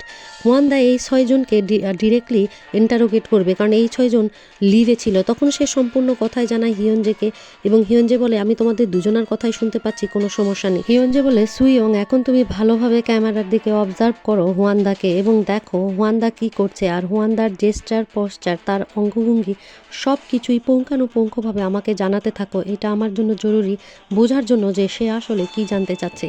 এরপরে তারা দুজন হুয়ানদাকে পর্যবেক্ষণ করে বলতে থাকে হিয়নজেকে। কিছুক্ষণ পরে দেখা যায় যে হুয়ানদার সামনে যখন বসা আছে দংসিক, তখন হুয়ানদা আনইজি ফিল করতে থাকে, তার কপাল হাত দিয়ে মুছতে থাকে, এলবোটা ধরতে থাকে এবং কাঁধ বারবার হাত দিয়ে টাচ করতে থাকে। সুইয়ং এই সব কিছুই দেখতে থাকে আর হিয়নজেকে জানাতে থাকে। তখন হিয়নজে বলে আসলে হুয়ানদা অনেক নার্ভাস ফিল করছে তার সামনে যে বসা আছে। সে তখন দংসিকের কথা বলে যে দংসিককে কেন নার্ভাস ফিল করবে, বলে সে দংসিককে নয় বরং সে সেই লোকটিকেই ভয় পাচ্ছে যে সাইকো কিলার। এরপরে দংসিক চারিদিকে তাকিয়ে তাকিয়ে বলে আমাকে এই রুমে আনা হয়েছে কেন, মনে তো হচ্ছে এটা ইন্টারোগেশন রুম। কিন্তু হুয়ানদা বলে আসলে আমি কতগুলো ফর্মালিটিস আর কোশ্চেন তোমাকে জিজ্ঞেস করতে চাচ্ছি। এরপরে দংসিককে জিজ্ঞেস করে যে তোমাকে একবার রিজিয়ন পরিবর্তন করে একবারে পোস্টিং দেওয়া হয়েছিল, কী জন্য দেওয়া হয়েছিল? তখন সে বলে আসলে আমি সেটি জানি না কী জন্য, তবে আমার মনে হয় আমি যেখানে কম লোক আর কম কাজ সেই স্টেশনগুলো পছন্দ করি বলেই আমাকে মনে হয় ওই নির্জন পুলিশ স্টেশনে দেওয়া হয়েছিল। এরপরে হুয়ানদা জিজ্ঞেস করে 12ই মার্চ তুমি লিভ নিয়েছিলে, কেন নিয়েছিলে তোমার কি মনে আছে? তখন সে মনে করে বলে 12ই মার্চ, আচ্ছা ওই দিন আমি আসলে আমার খুব খারাপ লাগছিল বলে সারাদিন আমি বাসায় ছিলাম, সেই জন্যই ছুটি নিয়েছিলাম। এরকম করে যখন তাকে প্রশ্ন জিজ্ঞাসা করা হচ্ছিল, আর তখন হিয়নজে কল্পনা করে হিয়নজেও সেই ইন্টারোগেশন রুমে বসে হুয়ানদাকে পর্যবেক্ষণ করছে এবং বলছে যে হুয়ানদা তুমি কেন এত ঘেমে যাচ্ছ, আর কেন এত নার্ভাস ফিল করছো, কী কারণে, আর তুমি কেনই বা এত ভয় পাচ্ছ। যখন হিয়নজে এই কথাটা একা একাই বলতে থাকে তখন ওই পাশ থেকে শুনতে পাচ্ছিল সুইয়ং, এবং সুইয়ং বলে কেন টিম লিডার ভয় পাবে দংসিককে। হিয়নজে বলে 29 নভেম্বরই বা কেন, ওই দিন যারা অ্যাবসেন্ট ছিল তাদেরকে সে কেন টার্গেট করছে এই লিঙ্কটা বের করতে হবে। তখন মানসু বলে আমার মনে পড়েছে ওই দিন তো হুয়ানদা অনুপস্থিত ছিল আর সে কোনো কারণ দেখায়নি যে সে কী কারণে ছুটি নিয়েছিল, আর পরের দিন যখন সে অফিসে আসে তার তো মুখ চোখের অবস্থা খুবই খারাপ ছিল, মনে হয় অ্যাক্সিডেন্ট হয়েছে, কিন্তু আজ পর্যন্ত হুয়ানদা জানায়নি যে আসলেই সেই দিন সে কী কাজে ব্যস্ত ছিল। তখন সুইয়ংকে অর্ডার করে হিয়নজে যে তুমি এখন এখান থেকে চলে যাও, তোমার আলাদা একটা কাজ আছে। সুইয়ং তখন মনসুর কাছ থেকে বিদায় নিয়ে সেই রুম থেকে চলে যায়। সুইয়ং সেই রুম থেকে বের হয়ে যখন যায় তখন সেখানে ডিটেকটিভ ওয়াং একা একাই বসে দৃষ্টি রাখতে থাকে, আর সুইয়ং যেতে যেতে চিন্তা করে যে তাকে হিয়নজে বলেছিল যে আমি এখানে আটকে থাকবো আর তুমি আমার হয়ে কাজ করবে। তখন সে হিয়নজেকে বলেছিল যে যদি সে এখানে না আসতো আর হিয়নজেকে বিশ্বাস না করতো তাহলে হিয়নজে কী করতো। সেই সময় হিয়নজে জবাব দিয়েছিল যে আমার তোমার প্রতি বিশ্বাস ছিল যে তুমি আমার কাছে আসবেই, হিয়নজের এই জবাবটাই তার অনেক বেশি ভালো লেগেছিল, কারণ হিয়নজের জন্যই সে মনে হয় একজন পুলিশ অফিসার হয়ে উঠছে, আত্মবিশ্বাস ফিরে পাচ্ছে। এরপর সুইয়ং তার কথার মতোই চলে যায় সেই অফিস রুমে, আবারও সেই ফাইলগুলো ঘেঁটে দেখার জন্য এবং নিশ্চিত হওয়ার জন্য কোথায় যে লিঙ্কটি তারা মিস করছে। এরপর সে কম্পিউটারের ফাইল থেকে লিজো সং, সেই মেয়েটা যে কিডন্যাপ হয়েছিল এবং খুন হয়েছে 1 ডিসেম্বর, তার ফাইলটি ওপেন করে এবং দেখার চেষ্টা করে আর হিয়নজের সঙ্গে কথা বলতে থাকে এবং সে কোথাও কোনো লিঙ্ক খুঁজে পায় না। হিয়নজি ভালোভাবে দেখতে বললে সে তখন একটা জায়গায় লিঙ্ক পায়, একটা জায়গাতে লেখা ছিল সারাংম। এরপর সে হিয়নজেকে জানায় যে এইখানে যে নামটা সে দেখতেছে সারাংম, এই নামটা সে দেখেছে হুয়ানদার রুমে। এবং তারপর সে চিন্তা করতে থাকে সে যখন হুয়ানদার কাছে গিয়েছিল হিয়নজেকে নিয়ে কথা বলতে, তখন হুয়ানদা তার ময়লার বিনে ফেলে রেখেছিল একটি বিল, আর সেই বিলে এই নামটি ছিল একটা ফ্লাওয়ার শপ। সে তখন ডিটেলে হিয়নজেকে বললে হিয়নজে বলে যে তুমি এখনই এই পুরো ব্যাপারটা ডিটেলে খোঁজ নাও এবং ফিজিক্যালি গিয়ে চেক করো যে কি লিঙ্ক আছে হুয়ানদার সঙ্গে সেই শপের। এক মুহূর্ত দেরি না করে সাথে সাথে সুয়ং রওনা দেয় সেই শপের দিকে, আর দৃষ্টি রাখছে হুয়ানদার প্রতি মনসু। দেখতে চাচ্ছে কি করে হুয়ানদা। চলে যায় শপে সুইয়ং। হুয়ানদার আইডি কার্ডটি বের করে দেখিয়ে বলে এই মহিলা এই শপে আসে কিনা। শপ ওনার হুয়ানদার ছবি দেখে আইডেন্টিফাই করতে পারে এবং বলে প্রত্যেক বছরের নভেম্বরে সে এখানে আসে এবং ফুল কিনে সেই মেমোরিয়ালে যায় এবং মেমোরিয়ালটিও তখন দেখিয়ে দেয়। তখন আস্তে আস্তে সুয়ং সেই মেমোরিয়ালের কাছে গিয়ে দেখে আর কেউ নয়, সেই মেয়েটির মেমোরিয়াল, এবং সে তখন জানায় সব কিছু হিয়নজেকে। সুয়ং যখন জানায় 29 নভেম্বর সে আসে, এটি শুনে ভাবতে থাকে যে 29 নভেম্বর মানে যেদিন ইসু মারা গিয়েছিল ঠিক তার একদিন আগে এই মেয়েটি তাহলে মারা গেছে, আর তাকে নিশ্চয়ই মারা হয়েছে, তার সঙ্গে কানেকশন আছে ডিটেকটিভ হুয়ানদার। আর হুয়ানদা একমাত্র ব্যক্তি যে এই মেয়েটির প্রকৃত মৃত্যুর দিনের কথা জানতো, কারণ পুরো ওয়ার্ল্ড জানে যে সে 1 ডিসেম্বরে মারা গেছে। আর এর ফলে হুয়ানদা যেটি করেছে কাউকে এই বিষয়টি শেয়ার করেনি, তার মৃত্যুর এই বিষয়টা পুরোপুরি নিজের মধ্যেই চেপে রেখেছে। সুয়ং ভাবতে পারে না কিভাবে হুয়ানদাই ইসুকে মারতে বলেছিল, কিন্তু এদিকে পুরো ছোক আঁকে ফেলে হিয়নজে, এবং হিয়নজে পুরোপুরি কনফার্ম হয়ে যায় ইসুজুকে আর কেউই নয়, হুয়ানদাই মারতে বলেছিল। দুজনেই দুদিক থেকে ভাবতে থাকে, আর হিয়নজে ভাবে যখন কিলার তাকে তার নামটি বলতেই যাবে ঠিক সেই মুহূর্তেই কিলারের মাথায় গুলি করেছিল হুয়ানদা, এবং এই গুলি করাটা এর জন্যই ছিল যাতে সেই কিলার ইসুকে কে মেরেছে এই নামটি বলতে না পারে। আর সুয়ং ভাবতে পারে না সেই হুয়ানদার সঙ্গে পরিচয় হওয়ার পর থেকে যতটুকু জেনেছে, যেভাবে জেনেছে, হুয়ানদা তাকে যেভাবে ইনফরমেশনগুলো দিয়ে গেছে, সেই সব কিছুকে সে একত্রিত করে এবং করে একটি কনক্লুশনেই আসে যে হুয়ানদা আসলে এই সিক্রেটটিই হয়তোবা গোপন রাখার চেষ্টা করছে। এরপরে হিয়নজে বলে এখন যে নামটা আমি শুনতে চাচ্ছি সেই কিলারের মুখ থেকে, আমি জানি সেই কিলার বলবে হুয়ানদা।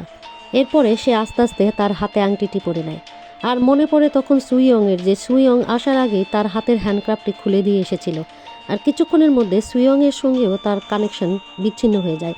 সুইয়ং তখন উপায়ন্তর না দেখে সাথে সাথে কল দেয় ডিটেকটিভ ওয়াং মানসুকে।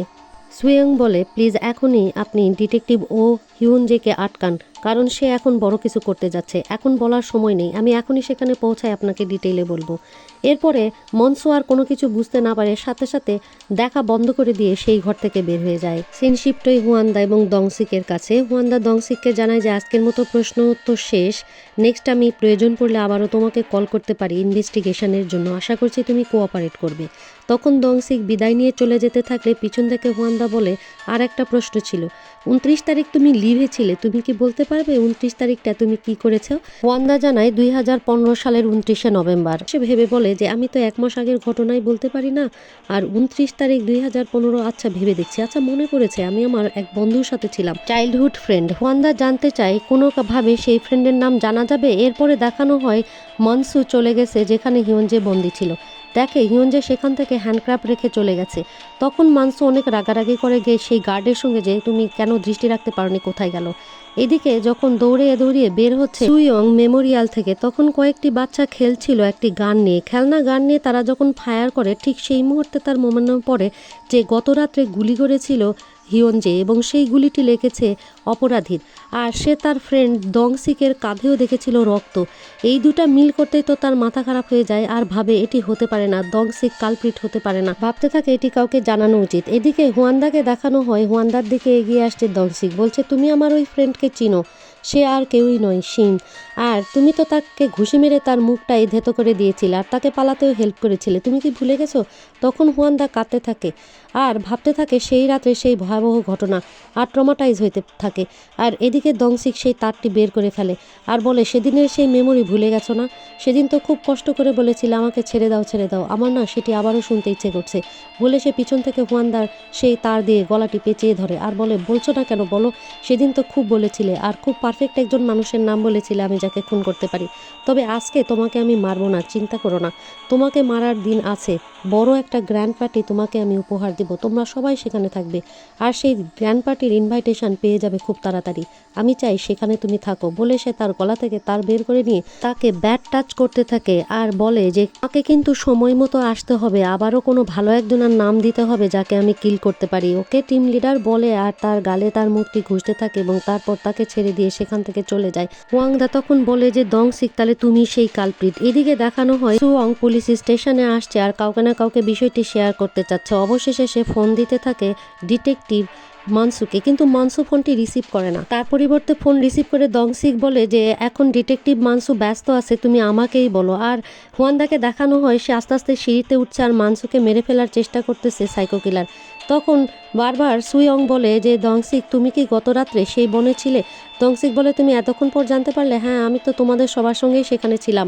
এতক্ষণ লাগলো তোমার এই কথা বের করতে? তুমি এত আগে বলনি কেন? হ্যাঁ, আমি সেই সাইকো কিলার যাকে তোমরা খুঁজছো। সুয়ং জানায় যে তুমি কোথায় আসো, কি করছো? সে বলে, আমি একটা গুরুত্বপূর্ণ কাজ করছি ডিটেকটিভ মানসুর সাথে। আর মানসুকে তখন প্রাণপণে সে মেরে ফেলতে চায় এবং একটা জায়গাতে সিসরায় নিয়ে যেতে থাকলে শব্দ হলে সুয়ং বুঝতে পারে যে মানসুকে সে মেরে ফেলছে। বলছে 1 মিনিট সময় দাও, আমার সঙ্গে মানসুর কাজ শেষ হয়ে যাবে। সুয়ং বুঝতে পারে, বলে প্লিজ তুমি মানসুকে মেরো না, তুমি তাকে ছেড়ে দাও, আমি আসছি তোমার কাছে, প্লিজ তাকে মেরো না। কিন্তু মানসুকে সে মেরে ফেলছে আর বলছে যে এটাই তোমাদের জন্য অনেক বড় ইনভাইটেশন। মানসু মারা যাওয়ার আগে তার মানিব্যাগটির দিকে তাকায়, ওয়াইফ বাচ্চার ছবি দেখে এবং সেটি হাতড়িয়ে নিতে চাইলে তখন তার পুরো টিমের ছবিটি আসে এবং এই অবস্থায় হাত বাড়াতে ধরতে চাওয়া অবস্থাতেই মানসুকে সে মেরে ফেলে।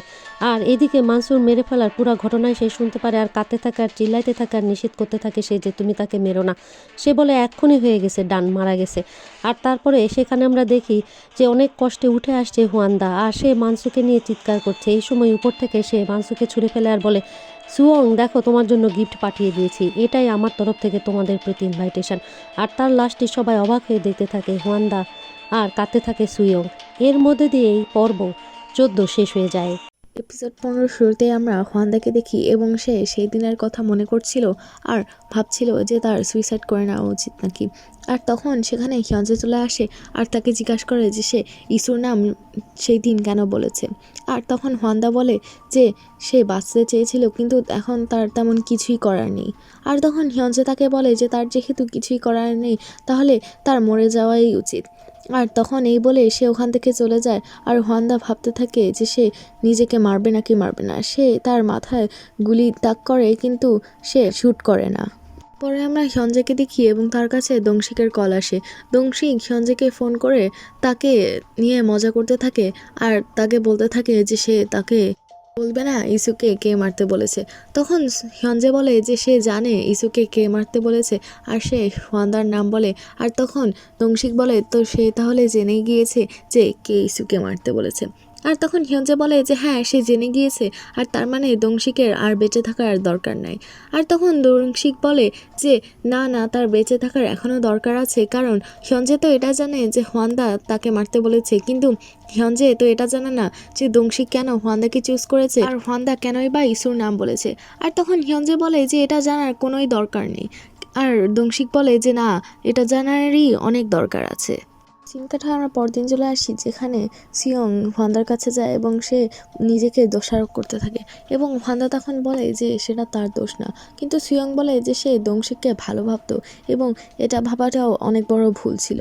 আর তখন হুয়ানদা আবার বলতে থাকে যে এটা তার দোষ না। আর পরে হুয়ানদা উঠে তারা আর সিয়ংকে বলতে থাকে যে হিয়ঞ্জে যদি দংশিককে পায় তাহলে সে তাকে মেরে ফেলবে এবং পরে হিয়ঞ্জে নিজেকেও মেরে ফেলবে আর সব কিছু হুয়ানদার হাতে ছেড়ে দিবে। আর তখন সিয়ং বলতে থাকে যে তারা কি করবে। আর তখন হুয়ানদা বলে যে তাকে চিন্তা করতে হবে না, হুয়ানদা হিয়ঞ্জেকে বাঁচিয়ে নেবে, কিন্তু এতে তার সিয়ংয়েরও হেল্প লাগবে, তাই সিয়ং কি তাকে হেল্প করতে পারবে কিনা। আর সিয়ং বলে যে হ্যাঁ, তাকে সে বিশ্বাস করে তো সে তাকে হেল্প করবে। পরে আমরা থেসাং আর জিমিনকে দেখি এবং থেসাং দংশিকের নাম ওয়ান্টেড লিস্টে দেখে বুঝে যায় যে দংশিকই সেই লোকটি, তাই সে জিমিনকে এই ব্যাপারে জিজ্ঞাসা করে। তখন জিমিন বলে যে হ্যাঁ সেই ওই লোকটি। আর তখন থেসাং এই ব্যাপারটি হোয়ান্দাকে জিজ্ঞাসা করে, আর হোয়ান্দা তখন বলে যে এখন তারা ওপেনলি দংশিককে খুঁজতে পারবে এবং তখন তাদের মধ্যে কথা কাটাকাটি হয় যে দংশিককে তারা কিভাবে অ্যারেস্ট করবে এবং তখন হোয়ান্দা বলে যে তার একটি প্ল্যান আছে। আর পরে আমরা দেখি হোয়ান্দা মিডিয়াকে ডেকে এনেছিল এবং সে মিডিয়ার সবার সামনে বলে দেয় যে যে দুইজন পুলিশ অফিসার মারা গিয়েছে রিউ ভাবছে যে তাদের দুইজনকে একজনই মার্ডার করেছে আর মার্ডারের সাসপেক্ট হচ্ছে কাংদংশিক এবং তারা কাংদংশিককে শীঘ্রই ধরে ফেলার চেষ্টা করবে। আমরা দেখি হিয়নজে হোয়ান্দার কথা শুনছিল এবং সে হোয়ান্দার উপর ইমপ্রেসিভ হয়ে যায় আর বলতে থাকে যে হোয়ান্দা এটা বলে খুব ভালোই করেছে, কারণ এমনিতেও পুলিশরা স্বীকার করতে যাবে না যে দংশিকই সেই সাইকো কিলার, তাই দংশিককে এভাবে পুলিশের কেসে জড়ানোই ঠিক হয়েছে। সিন কাট হয়ে আমরা দংশিককে দেখি এবং সে একটি ল ফার্মে যায়। সেখানকার ওয়ার্কার্সরা তাকে জিজ্ঞাসা করে যে তার কি চাই, আর তখন দংশিক ভিতরে ঢুকে সেখানকার দরজা লক করে দেয়। পরে আমরা সুয়ংকে দেখি এবং হোয়ান্দা তার কাছে আসে এবং তার সঙ্গে কথা বলতে থাকে। আর তখন সেখানে জিমিন আর থেসাং চলে আসে আর তারা বলে যে তাদের দংশিকের বাসায় এবং হংউন পুলিশ স্টেশন সার্চ করার ওয়ারেন্ট পেয়ে গিয়েছে। তারা সার্চ করতে পুলিশ স্টেশন থেকে বেরিয়ে পড়ে। আমরা দেখি দংশিক সেখানকার একজন লয়ারের আইডি কার্ড নিয়ে সেই আইডি কার্ডটির ছবি এডিট করে নিজের ছবি বসিয়ে দেয় এবং আমরা দেখি যে সে সেই লয়ারটিকে মেরে ফেলেছিল এবং সে ল ফার্মের বাকি দুজন ওয়ার্কারকেও মেরে ফেলেছিল আর নিজে লয়ারের ড্রেস পরে নিয়েছিল। আমরা দেখি সিয়ং আর হোয়ান্দা দংশিকের বাসায় গিয়েছিল এবং সেখানে যে তারা অনেক খোঁজার পর হিয়নজের আগেকার পুলিশ স্টেশনের একটি কার্ড পায় এবং তারা সেই কার্ডটি দেখে বুঝতে পারে যে দংশিক হিয়নজেকে অনেক আগে থেকেই চিনত, আর হিয়নজেও মনে হয় সেটা জানে না যে দংশিক তাকে কত আগে থেকে চিনত। সিন কাট হয়ে আমরা পুলিশ স্টেশনে চলে আসি এবং সেখানে রিউ টিম 1-এর সবাই এসে দেখা করে এবং তখন জিমিন আর থেসাং বলে যে তারা হংউন পুলিশ স্টেশনে কোনো কিছুই খুঁজে পায়নি, আর তারা কথা বলতে থাকে যে হিয়নজের সঙ্গে দংশিকের কি কানেকশন থাকতে পারে। আর তখনই সুয়ং খেয়াল করে যে জিমিনের চেয়ারটা এর আগে তার যখন পুলিশ স্টেশন থেকে বের হয়েছিল সেই পজিশনে আর ছিল না, একটি আলাদা পজিশনে ছিল।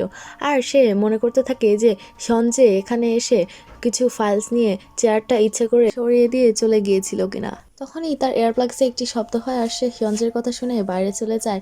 আর তখন হোয়ান্দা জিমিনকে তার কম্পিউটার চেক করতে বলে।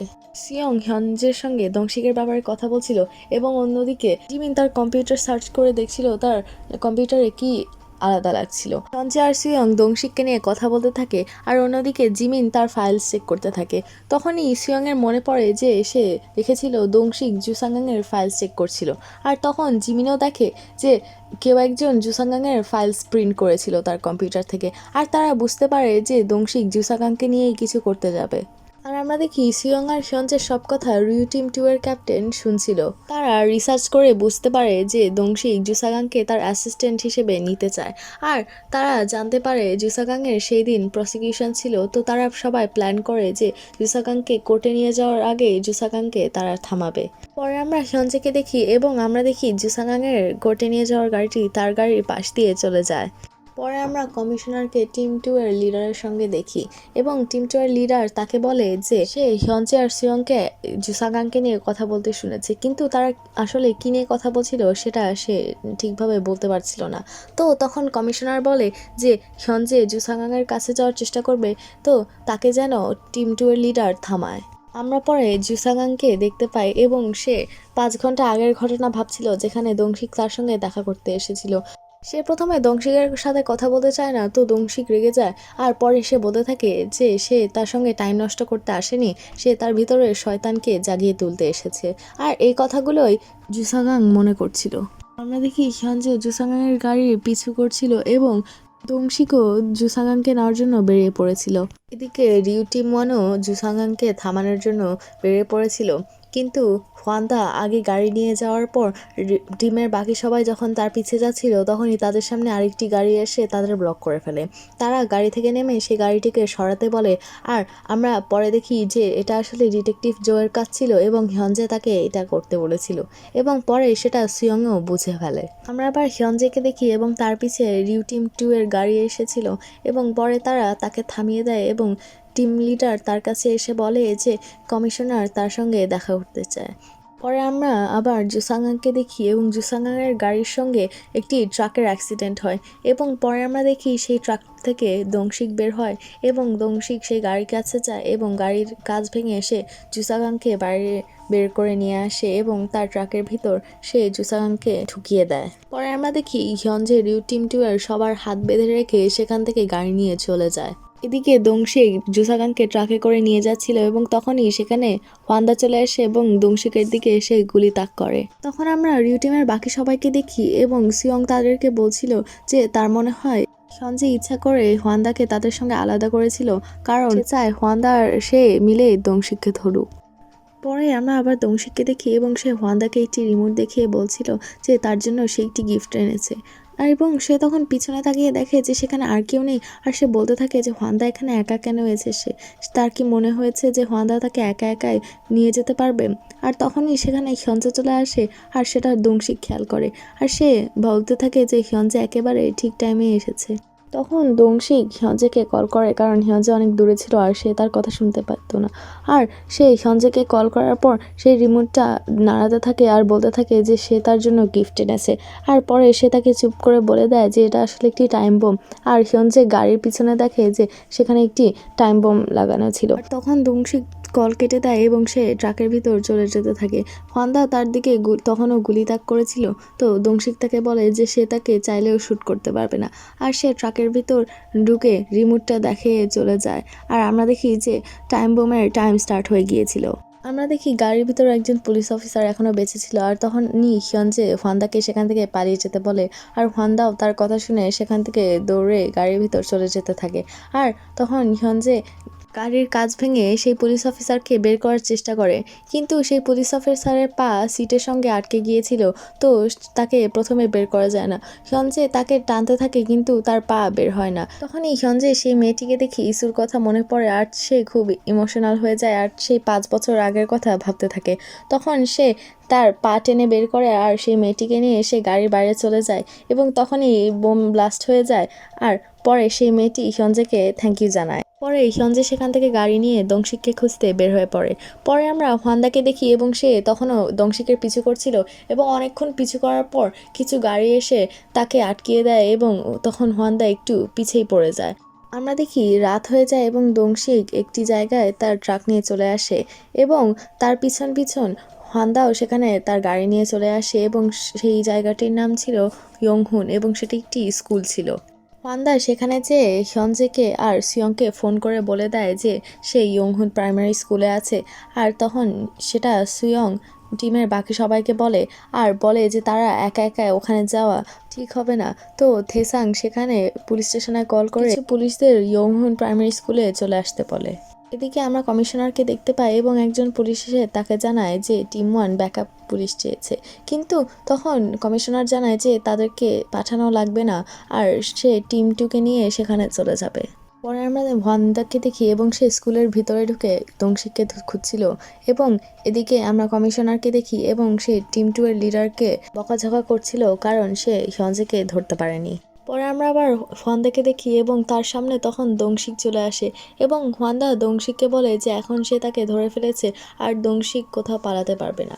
আর দংশিক তখন হাসতে থাকে এবং একটি চেয়ারে বসে সে বলতে থাকে যে সে আসলে প্ল্যান করেই তাকে এখানে নিয়ে এসেছে এবং তার জন্য সে একটি বড় পার্টি প্ল্যান করেছে। আর সে তাকে পিছনে তাকাতে বলে এবং পিছনে আমরা দেখি সেখানে অনেক লোক চলে এসেছিল। আর দংশিক তখন ওয়ান্দাকে বলে যে এই সব লোক হিয়নজেকে খুবই ঘৃণা করে এবং এর জন্যই তাদের সবাইকে সে পার্টিতে ইনভাইট করেছে। তখনই সেখানে হিয়নজে চলে আসে এবং তাকে দেখে ওয়ান্দা অমনোযোগী হয়ে যায় এবং তখনই দংশিক তাকে অ্যাটাক করে। তখন সেই লোকগুলো হিয়নজেকে অ্যাটাক করতে থাকে, তো হিয়নজেও তাদের সঙ্গে মারামারি করে আর দংশিক তখন ওয়ান্দাকে ইসুর কথা মনে করে দিতে থাকে। এদিকে আমরা তখন সিনকাট হয়ে ট্রাকের দিকে চলে যাই এবং আমরা আবার জুসাগাংকে দেখি এবং জুসাগাংয়ের জ্ঞান ফিরে আসে। আবার তখন আমরা হিয়নজেকে সেই লোকগুলোর সঙ্গে মারামারি করতে দেখি আর দংশিক ওয়ান্দাকে আবার জিজ্ঞাসা করে যে সে কাকে মারতে চায় আর তাকে উত্তর দিতে বলে। তখন ওয়ান্দা মেঝেতে একটি কাজ খুঁজে পায় এবং সেটা দিয়ে সে দংশিককে আঘাত করতে থাকে। তখন দংশিক উঠে দাঁড়ায় আর ওয়ান্দার সঙ্গে ফাইটিং করতে থাকে, আর অন্যদিকে আমরা দেখি সঞ্জয় সেই লোকগুলোর সঙ্গে ফাইটিং করতে থাকে। তখন হোয়ান্দা দংশিককে বলতে থাকে যে সে তাকে অ্যারেস্ট করে নিয়ে যাবে এবং আমরা দেখি হিয়নজে তখন সেই লোকগুলোকে মেরে অজ্ঞান করে ফেলেছে। তখন দংশিক আবার হাসতে থাকে আর হোয়ান্দা দেখে যে হিয়নজের পিছনে জুসাগাং আসছিল এবং সেটা দেখে সে চিৎকার করে। আর এই সিনের মধ্য দিয়েই এই এপিসোডটি শেষ হয়ে যায়।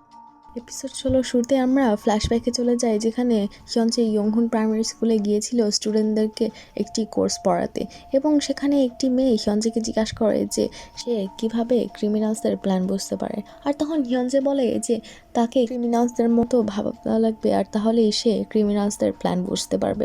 আর তখন আমরা ইয়োহানকে দেখি আর ইয়োহান হিয়নজেকে জিজ্ঞাসা করে যে তাহলে কি হিয়নজে জানে যে ক্রিমিনালসরা কেন মানুষকে মার্ডার করে। আর তখন হিয়নজে তাকে বলে যে ক্রিমিনালসরা নিজেদের এভাবে কন্ট্রোল করতে পারে না, তাদের মাথায় মনে হয় যে মার্ডার করা নর্মাল আর এর জন্যই তারা অনেককে মার্ডার করে। তার এই কথা শুনে ইয়োহান খুবই খুশি হয়। সে হিয়নজের একটি কার্ড নিয়ে নেয় আর নিজের কাছে বলতে থাকে যে সে হিয়নজের সঙ্গে আবার দেখা করবে। আমরা তখন প্রেজেন্টে চলে আসি এবং যখন জুসাগাং হিয়নজেকে একটি ফায়ার এক্সটিংগুইশার দিয়ে ঘাড়ে বাড়ি মারে আর সে মাটিতে পড়ে যায়। আর আমরা দেখি ইয়ংহুন প্রাইমারি স্কুলে তখন রিউ টিম 1 সেখানে চলে এসেছিল এবং রিউ টিম 2ও চলে এসেছিল। টিম 2 এর লিডার তাদেরকে সেখান থেকে নড়তে নিষেধ করে, কিন্তু তারা তার কথা শুনতে চায় না। তো সে তাদের দিকে গুলি তাক করে এবং বলে যে তারা যদি নড়ে তাহলে সে শ্যুট করবে। তখন সুয়ং তার কথা শুনতে চায় না, কিন্তু জিমিন তার হাত ধরে ফেলে, তো সুয়ং আর কিছু করতে পারে না। টিম 2 লিডার আরেকজন ডিটেকটিভকে নিয়ে স্কুলের সামনে যায় এবং তখন সে কমিশনারকে ফোন করে জানায় যে তারা টিম 1কে হোল্ড করে রেখে স্কুল সার্চ করবে। এখন সুয়ং গাড়ির টায়ার মার্কস দেখে এবং বুঝতে পারে যে দংশিক স্কুলের পিছনে গিয়েছিল এবং সে সেই কথাটা জিমিন এবং থেসাংকে বলে এবং তখন জিমিন আর থেসাং আই কন্ট্যাক্ট করে প্ল্যান করে নেয় যে তারা সিয়ংকে হেল্প করবে। এদিকে আমরা হিয়নজেকে দেখি যাকে জুসাগাং অ্যাটাক করেছিল এবং সে তাকে এবার একটি চাকু তুলে নিয়ে মারতে যায়, কিন্তু সে তাকে মারার আগে হোয়ান্দা তাকে থামিয়ে নেয় এবং তার পেটে চাকুটি যে লাগে। তখন হোয়ান্দা হিয়নজেকে বলে যে সে জুসাগাংকে সামলিয়ে নিবে, হিয়নজে যেন দংশিককে সামলায়। হোয়ান্দা জুসাগাংকে রুম থেকে নিয়ে চলে যায় যেন হিয়নজে আর দংশিক একা একা রুমে থাকতে পারে। হোয়ান্দা জুসাগাংকে বাইরের আরেকটা রুমে নিয়ে যায় এবং তাদের দুজনের মধ্যে ফাইটিং স্টার্ট হয়। আর এদিকে আমরা দেখি হিয়নজে এবং দংশিকেরও ফাইটিং চলছিল। দুই দিকে তারা দুইজন ফাইটিং করছিল এবং এভাবে অনেকক্ষণ চলছিল এবং দংশিক হিয়নজেকে মারার চেষ্টা করে, কিন্তু হিয়নজে তাকে হারিয়ে ফেলে আবার। আর তখন আমরা টিম 2কে দেখতে পাই যারা স্কুলের সামনে এখনো সার্চ করছিল এবং তখনই জিমিং আর থেসাং মিলে টিম 2 আর বাকি সবাইকে অ্যাটাক করে এবং সুয়ং তখন গাড়ির পিছন দিয়ে হোয়ান্দাকে খুঁজতে চলে যায়। তাকে টিম 2 এর লিডার দেখে ফেলে এবং তারা দুইজনও সুয়ং এর পিছু করতে থাকে।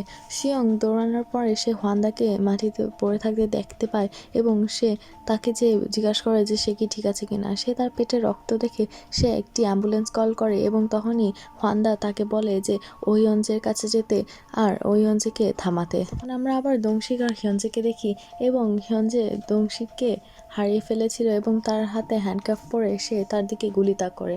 তখন দংশিক তাকে জিজ্ঞাসা করে যে সে কি শ্যুট করবে কিনা এবং তখনই তার পিছে টিম 2 এর সবাই চলে আসে আর হিয়নজের গুলি নামিয়ে দিতে বলে, কিন্তু হিয়নজে তাদের কথা শুনে না এবং দংশিকের পিছনে চলে যায় যেন তার গায়ে কোনো গুলি না লাগে। তখনই সেখানে সুয়ং চলে আসে এবং টিম 2 এর লিডারের সামনে দাঁড়িয়ে পড়ে এবং বলে যে সে যেন শ্যুট না করে এবং এর মধ্য দিয়ে হিয়নজে দংশিককে নিয়ে সেখান থেকে চলে যেতে থাকে। আর টিম 2 এর লিডার যেহেতু সুয়ংকে শ্যুট করতে পারবে না, সে আর কিছুই করতে পারে না আর হিয়নজে দংশিককে নিয়ে তখনই চলে যায়। পরে আমরা হোয়ান্দাকে দেখি এবং তাকে অ্যাম্বুলেন্সে করে হসপিটালে নিয়ে যাওয়া হচ্ছিল এবং তখন জিমিন ভাবতে থাকে যে এখন হিয়নজে দংশিককে নিয়ে কোথায় যাবে। আর তখন সুয়ং বলে যে হিয়নজে দংশিককে নিয়ে শুধু একটা জায়গাতেই যেতে পারবে আর সেটা হচ্ছে সে যেখানে থাকে, তো তাদেরকে সেখানেই যাওয়া লাগবে। পরে কমিশনার এসে টিম 2 এর লিডারকে জিজ্ঞাসা করে যে সে কি হিয়নজেকে ধরতে পেরেছে কিনা, কিন্তু টিম 2 এর লিডার বলে যে না, সে ধরতে পারেনি আর কমিশনার খুবই রেগে যায়। পরে আমরা হিয়নজের বাসায় চলে যাই এবং হিয়নজে সেখানে দংশিককে নিয়ে চলে এসেছিল এবং সেখানকার সিকিউরিটি গার্ড যে ছিল সে হিয়নজেকে দেখে তাকে ওয়েলকাম জানায় এবং তার জন্য লিফটের দরজা খুলে দেয়। পরে আমরা দেখি হিয়নজে দংশিককে ঝুলিয়ে রেখেছিল এবং অনেকক্ষণ পরে দংশিকের জ্ঞান ফেরে এবং দংশিক বলছিল যে সে এর আগের দিনই এখানে এসেছিল। পরে হিয়নজে উঠে দাঁড়ায় এবং সে যে বক্সে বসছিল সেই বক্সটা খোলে এবং সেই বক্সের ভিতর তার দলসহ আরও অনেক কিছুই ছিল। আর তখন সেটা দেখে দংশিক হাসতে থাকে আর সে হিয়নজেকে বলে যে সেই সিকিউরিটি গার্ডটিকে তার দেখে চেনা চেনা লেগেছিল। আর হিয়নজে তখন তাকে বলে যে সেই সিকিউরিটি গার্ডটি তার একজন ভিকটিমের বাবা। আর তখনই সে ভিকটিমটার কথা দংশিকের মনে পড়ে যায় এবং সে বলতে থাকে যে হ্যাঁ, তাদের চেহারা অনেকটা একই। তখন আমরা দেখি সিকিউরিটি গার্ডটি এসে দরজা লক ভেঙে ফেলে যেন আর কেউ সেখানে ঢুকতে না পারে। এদিকে আমরা ভিতরে দেখি এবং হিয়নজে তখন দংশিককে টাঙিয়ে দেয় এবং সে বলে যে সে দেখতে চায় যে 4 মিনিট পরে দংশিক বেঁচে থাকে কিনা। এদিকে আমরা রিউটিম ওয়ানকে দেখি এবং তারা হিয়নজের বাসার দিকেই যাচ্ছিল এবং তখন সাং বলছিল যে হিয়নজে কি দংশিককে মেরে ফেলবে কিনা এবং তখন সুয়ংয়ের মনে পড়ে যে হ্বানদা বলেছিল যে হিয়নজে দংশিককে মেরে ফেলতে পারে, কিন্তু সেটা সে থেসাংকে বলে না। পরে আমরা হ্বানদাকে অ্যাম্বুলেন্সে দেখতে পাই এবং তার অবস্থা আরও খারাপ হয়ে যাচ্ছিল। আমরা দেখি রিউটিম 2 রিউটিম 1-এর গাড়ি ট্র্যাক করে ফেলেছিল এবং তারা হিয়নজে যেখানে ছিল সেদিকেই যাচ্ছিল। পরে আমরা দংশিক আর হিয়নজের কাছে চলে যাই এবং দংশিককে এখনও হিয়নজের টাঙিয়ে রেখেছিল। 4 মিনিট পরে দংশিককে এসে নামিয়ে নেয় আর বলে যে সে এত তাড়াতাড়ি দংশিককে মারবে না। দংশিক যতজনকে টর্চার করেছে ততবারই সে তাকে টর্চার করে তারপর সে দংশিককে মারবে। আর দংশিক তার কথা শুনে হাসতে থাকে আর পরে সে দংশিককে আবার তুলে কিন্তু তাকে পুরোপুরি টাঙায় না। আর তখন দংশিক হিয়নজেকে মনে করিয়ে দেয় সেই দিনের কথা যেই দিন হিয়নজে দংশিককে প্রথমবারের মতো দেখেছিল, অর্থাৎ যখন দংশিক আসলে ইয়োহান ছিল। পরে দংশিক হিয়নজেকে বলতে থাকে যে সে ইসুকে মারেনি, অন্য কেউ তাকে মেরেছে। আর হিয়নজে তার কথা শুনে হাসতে থাকে আর বলে যে এরকম এক্সকিউজ না দেখাতে, কিন্তু দংশিক বারবার এই কথা বলায় হিয়নজে তাকে নিচে নামায় আর বলে যে তাকে ভালো কোনো স্টোরি না শোনালে সে তার মাথায় হাতুড়ি দিয়ে বাড়ি দিবে। পরে আমরা হ্বানদাকে হসপিটালে দেখি এবং তার অবস্থা অনেক খারাপ হয়ে যাচ্ছিল এবং তার গা থেকে অনেক রক্ত পড়ছিল। তখন আমরা দেখি সেই জায়গায় রিউটিম 1 চলে এসেছিল এবং তারা লিফটের কাছে যখন যায় তারা দেখে যে লিফট কাজ করছিল না। তখন তারা সিঁড়ি দিয়ে উঠতে যায় কিন্তু সিঁড়ির দরজাও বন্ধ ছিল, তো তারা উপরে উঠতে পারছিল না। তারা বাইরে যেয়ে দেখে কিন্তু তাদের উপরে ওঠার কোনো ওয়ে ছিল না। আর তখন তারা দেখে যে রিউটিম 1 সেখানে চলে এসেছিল। আর তখন সিয়ং থেসাং আর জিমিনকে বলে যে তারা রিউটিম 2কে ভুল কোনো জায়গায় নিয়ে যেতে পারবে কিনা। আর তারা রাজি হয় এবং তারা গাড়ির ভিতর ঢুকে, কিন্তু ঢুকার আগে থেসাং বলে যে সে একেবারে হ্বানদার মতোই ভাবছে এখন। থেসাং এবং জিমিন রিউটিম 2কে ভুল জায়গায় নিয়ে যেতে থাকে এবং তখন সুয়ং ভাবতে থাকে যে সে উপরে কিভাবে উঠবে। এদিকে আমরা আবার হিয়নজে এবং দংশিককে দেখতে পাই এবং দংশিক তখন হিয়নজেকে বলে যে যে আসলে ইসুকে মেরেছে সে আসলে হিয়নজেই ইসুকে মেরেছে। আর তারপর আমরা ওকে দেখি এবং সে পাইপের সাহায্যে জানলা দিয়ে উপরে উঠছিল। পরে আমরা আবার দংশিককে দেখি এবং সে ইসুর কথা বলে বলে হিয়নজেকে উইক করতে থাকে এবং সে আস্তে আস্তে নিজের হ্যান্ডকাফ খুলে ফেলতে থাকে। সে তার হ্যান্ডকাফস খোলার পর তার গলার দড়িটাও খুলে নিতে থাকে আর আমরা দেখি হিয়নজে ইসুর কথা মনে করছিল। তখন দংশিক ইসুকে ভাঙচাতে থাকে এবং সেটা শুনে হিয়নজে খুবই রেগে যায় এবং তাকে হাতুড়ি দিয়ে মারতে চায়, কিন্তু তখনই দংশিক সেখান থেকে সরে যায় আর হিয়নজে টেবিলের উপর যে পড়ে। পরে আমরা আবার সিয়ংকে দেখি এবং সে তখনও উপরে ওঠার চেষ্টা করছিল। দংশিক তখন সেই বক্সের দিকে যায় এবং সেই বক্স থেকে সে একটি চাকু তুলে নেয় এবং সে তখনও ইসুর কথাই বলতে থাকে। আর আমরা হিয়নজেকে দেখি এবং সে হঠাৎ করে কোনো কিছুই দেখতে পাচ্ছিল না। সে আবার দংশিককে মারতে চায়, কিন্তু সে যেহেতু কিছুই দেখতে পাচ্ছিল না সে তাকে মারতে ব্যর্থ হয় এবং দংশিক তখন তাকে চাকু দিয়ে আঘাত করতে থাকে। পরে আমরা দেখি সুয়ং একটি জানলা দিয়ে উপরে চলে এসেছিল এবং সে সিঁড়ি দিয়ে হিয়নজের রুমের দিকে যাচ্ছিল, কিন্তু সে যে দেখে সেখানকার দরজার লক একেবারে নষ্ট হয়ে গিয়েছিল, তাই সে আর ভিতরে ঢুকতে পারছিল না। এদিকে ভিতরে দংশিক সুয়ংয়ের কথা শুনতে পায় এবং সে হিয়নজেকে বলে যে সে হিয়নজেকে মারার পরে সুয়ংকেও মারবে। এদিকে সুয়ং সিঁড়ি দিয়ে নিচে যেয়ে একটি রড দেখতে পায় এবং সেটা সে নিয়ে নেয়। এদিকে আমরা হ্বানদাকে হসপিটালে দেখতে পাই এবং তার এখনও জ্ঞান ফেরেনি। এদিকে দংশিক হিয়নজেকে ভ্যান চালাতে থাকে এবং তাকে নিয়ে হাসাহাসি করতে থাকে। তখন আমরা আবার সুয়ংকে দেখি এবং সে সেই রডটি নিয়ে এসে দরজা খোলার চেষ্টা করতে থাকে। সেই দরজা খোলার শব্দ দংশিক শুনতে পায় এবং তখনই সে তার তার বের করে এবং সেটা দিয়ে সে হিয়নজেকে মারতে যায়, কিন্তু হিয়নজে তার তার ধরে ফেলে এবং সে তখন দংশিককে অ্যাটাক করে। আর সে বলতে থাকে যে সে তো কখনো দংশিককে বলেনি যে সে চোখে দেখতে পাচ্ছে না, দংশিকই তো সেটা ভেবে নিয়েছে। আর আমরা দেখি সুয়ং তখনও চেষ্টা করছিল দরজা খোলার আর সে একটুখানি খুলে ফেলেছিল। আর দংশিককে তখন হিয়নজে মেরে ফেলতে থাকে আর তাকে জিজ্ঞাসা করে যে এখন তাকে বলতে হবে যে সে কাকে মারতে চায়। দংশিক কারো নাম বলতে চাচ্ছিল না, কিন্তু তখন হিয়ঞ্জে তাকে ফোর্স করতে থাকে এবং ইয়োহানের নাম বলতে বলে। এদিকে সুয়ং অনেকটা দরজা খুলে ফেলেছিল, আর অন্যদিকে দংশিক যখনই ইয়োহানের নাম বলে তখনই হিয়ঞ্জে সেই তারটি অনেক টাইট করে ধরে এবং তখনই সেখানে সুয়ং চলে আসে, কিন্তু সে হিয়ঞ্জেকে দেখে তাকে থামায় না এবং পরে হিয়ঞ্জে দংশিককে সাইডে ফেলায় দেয় এবং আমরা দেখি দংশিক তখনও মারা যায়নি। আর হিয়ঞ্জে তখন সুয়ংকে জিজ্ঞাসা করে যে সে কি আগে থেকেই ভেবেছিল যে হিয়ঞ্জে দংশিককে মারবে না, আর তখন সুয়ং বলে যে হ্যাঁ, তার বিশ্বাস ছিল যে হিয়ঞ্জে দংশিককে মারবে না। তখন হিয়ঞ্জে বলে যে তার কোথাও যাওয়া লাগবে এবং সে সেখান থেকে চলে যায়। আমরা তখন হসপিটালে চলে যাই এবং হোয়ানদার হেলথ আস্তে আস্তে ইমপ্রুভ হচ্ছিল। আর এদিকে সুয়ং তখন দংশিককে অ্যারেস্ট করে নেয়। সিন কাটায় আমরা পুলিশ স্টেশনে চলে আসি এবং জিমিন টিম 2 এর লিডারকে অ্যাটেম্পটেড মার্ডারের জন্য অ্যারেস্ট করে এবং থেসাং কমিশনারকে অ্যাটেম্পটেড মার্ডারের জন্য অ্যারেস্ট করে। সিন কাটায় আমরা 1 মাস পরে চলে যাই এবং হোয়ানদার সেখানে মানসুর সঙ্গে কথা বলছিল এবং তাকে বলছিল যে সে তাকে হসপিটালে দেখতে আসেনি, এর জন্য তার খুবই অদ্ভুত লাগছিল এবং সে তার সঙ্গে গল্প করছিল এবং যাওয়ার আগে সে তাকে তার আইডি কার্ড দিয়ে চলে গেল। পরে সিন কাটায় আমরা 1 বছর পরে চলে যাই, যেখানে সুয়ং তার বাবার সঙ্গে কথা বলছিল এবং তার বাবা তাকে জিজ্ঞেস করছিল যে সে কি ঠিক আছে কিনা। তখন সেখানে থেসাং চলে আসে এবং বলে যে তাদের একটি কেসে যাওয়া লাগবে এবং আমরা দেখি যে তাদের সেখানে একটি নিউ মেম্বার এসেছিল যার নাম কিম। তারা সবাই মিলে সেই জায়গায় যাচ্ছিল এবং পরে আমরা একজন কিডন্যাপারকে দেখি যে একজন মেয়েকে একটি জায়গায় নিয়ে এসে বন্দি করে রেখেছিল এবং তখনই সেখানে রিউটিমন চলে আসে আর তারা সেই কিডন্যাপারকে অ্যারেস্ট করে নেয় এবং এই সব দেখে কিম খুবই অবাক হয়েছিল, কারণ সে একেবারেই নতুন ছিল এবং এটাই তার ফার্স্ট কেস ছিল। পরে সিয়ং যখন পুলিশ স্টেশনে যাচ্ছিল তখন তার মনে হচ্ছিল যে তার আশপাশে হিয়ঞ্জে আছে, কিন্তু সে তাকে কোথাও দেখতে পাচ্ছিল না। পরে আমরা তাকে টিমের বাকি সবার সঙ্গে পুলিশ স্টেশনে দেখতে পাই এবং তখন সে হিয়ঞ্জের কথা মনে করে সেই এয়ারপ্লাগসগুলো দেখে এবং সেগুলো সে তার কানে লাগায়। আর তখনই আমরা সিন কাট হয়ে হিয়ঞ্জে আর সিয়ংকে দেখতে পাই এবং তারা আরেকটি কেস নিয়ে কাজ করছিল এবং তখন সিয়ং হিয়ঞ্জেকে জিজ্ঞাসা করে যে সে ভাবছে যে তারা যে এই কেসগুলো সলভ করে এতে ভিকটিমরা কি কোনো শান্তি পায় কিনা। আর তখন সে নিজেকেই বলতে থাকে যে সে পুলিশ অফিসার হয়ে একটি ভালোই কাজ করেছে। আর তখন হিয়ঞ্জেও তাকে বলে যে হ্যাঁ, সে পুলিশ অফিসার হয়ে ভালোই কাজ করেছে, কারণ সে খুবই ভালো একজন পুলিশ অফিসার। আর তখন সুয়ং তার কথা শুনে খুবই খুশি হয়। আর এই সিনের মধ্য দিয়ে এই এপিসোডটি শেষ হয়ে যায় এবং এই ড্রামাটিও শেষ হয়ে যায়। কেমন লেগেছে আমাদের আজকের এই নাটক এক্সপ্লানেশনটি? যদি আপনাদের ভালো লেগে থাকে তাহলে এই থ্রিলার ড্রামাটির অন্যান্য পর্বগুলো পেতে আমাদের চ্যানেলটিকে সাবস্ক্রাইব করে ফেলুন। আর সাবস্ক্রিপশানের পাশে থাকা বেল আইকনটি প্রেস করে দিলে আমরা যখনই কোনো নতুন পর্ব আপলোড দিব বা অন্যান্য মুভি আপলোড দিব আপনাদের কাছে নোটিফিকেশান পৌঁছে যাবে। ভিডিও ভালো লাগলে একটি লাইক আশা করছি আপনাদের সবার কাছে। আর এতক্ষণ ধরে আমাদের সাথে থেকে এই নাটকটি এনজয় করবার জন্য আপনাদের সবাইকে অনেক ধন্যবাদ।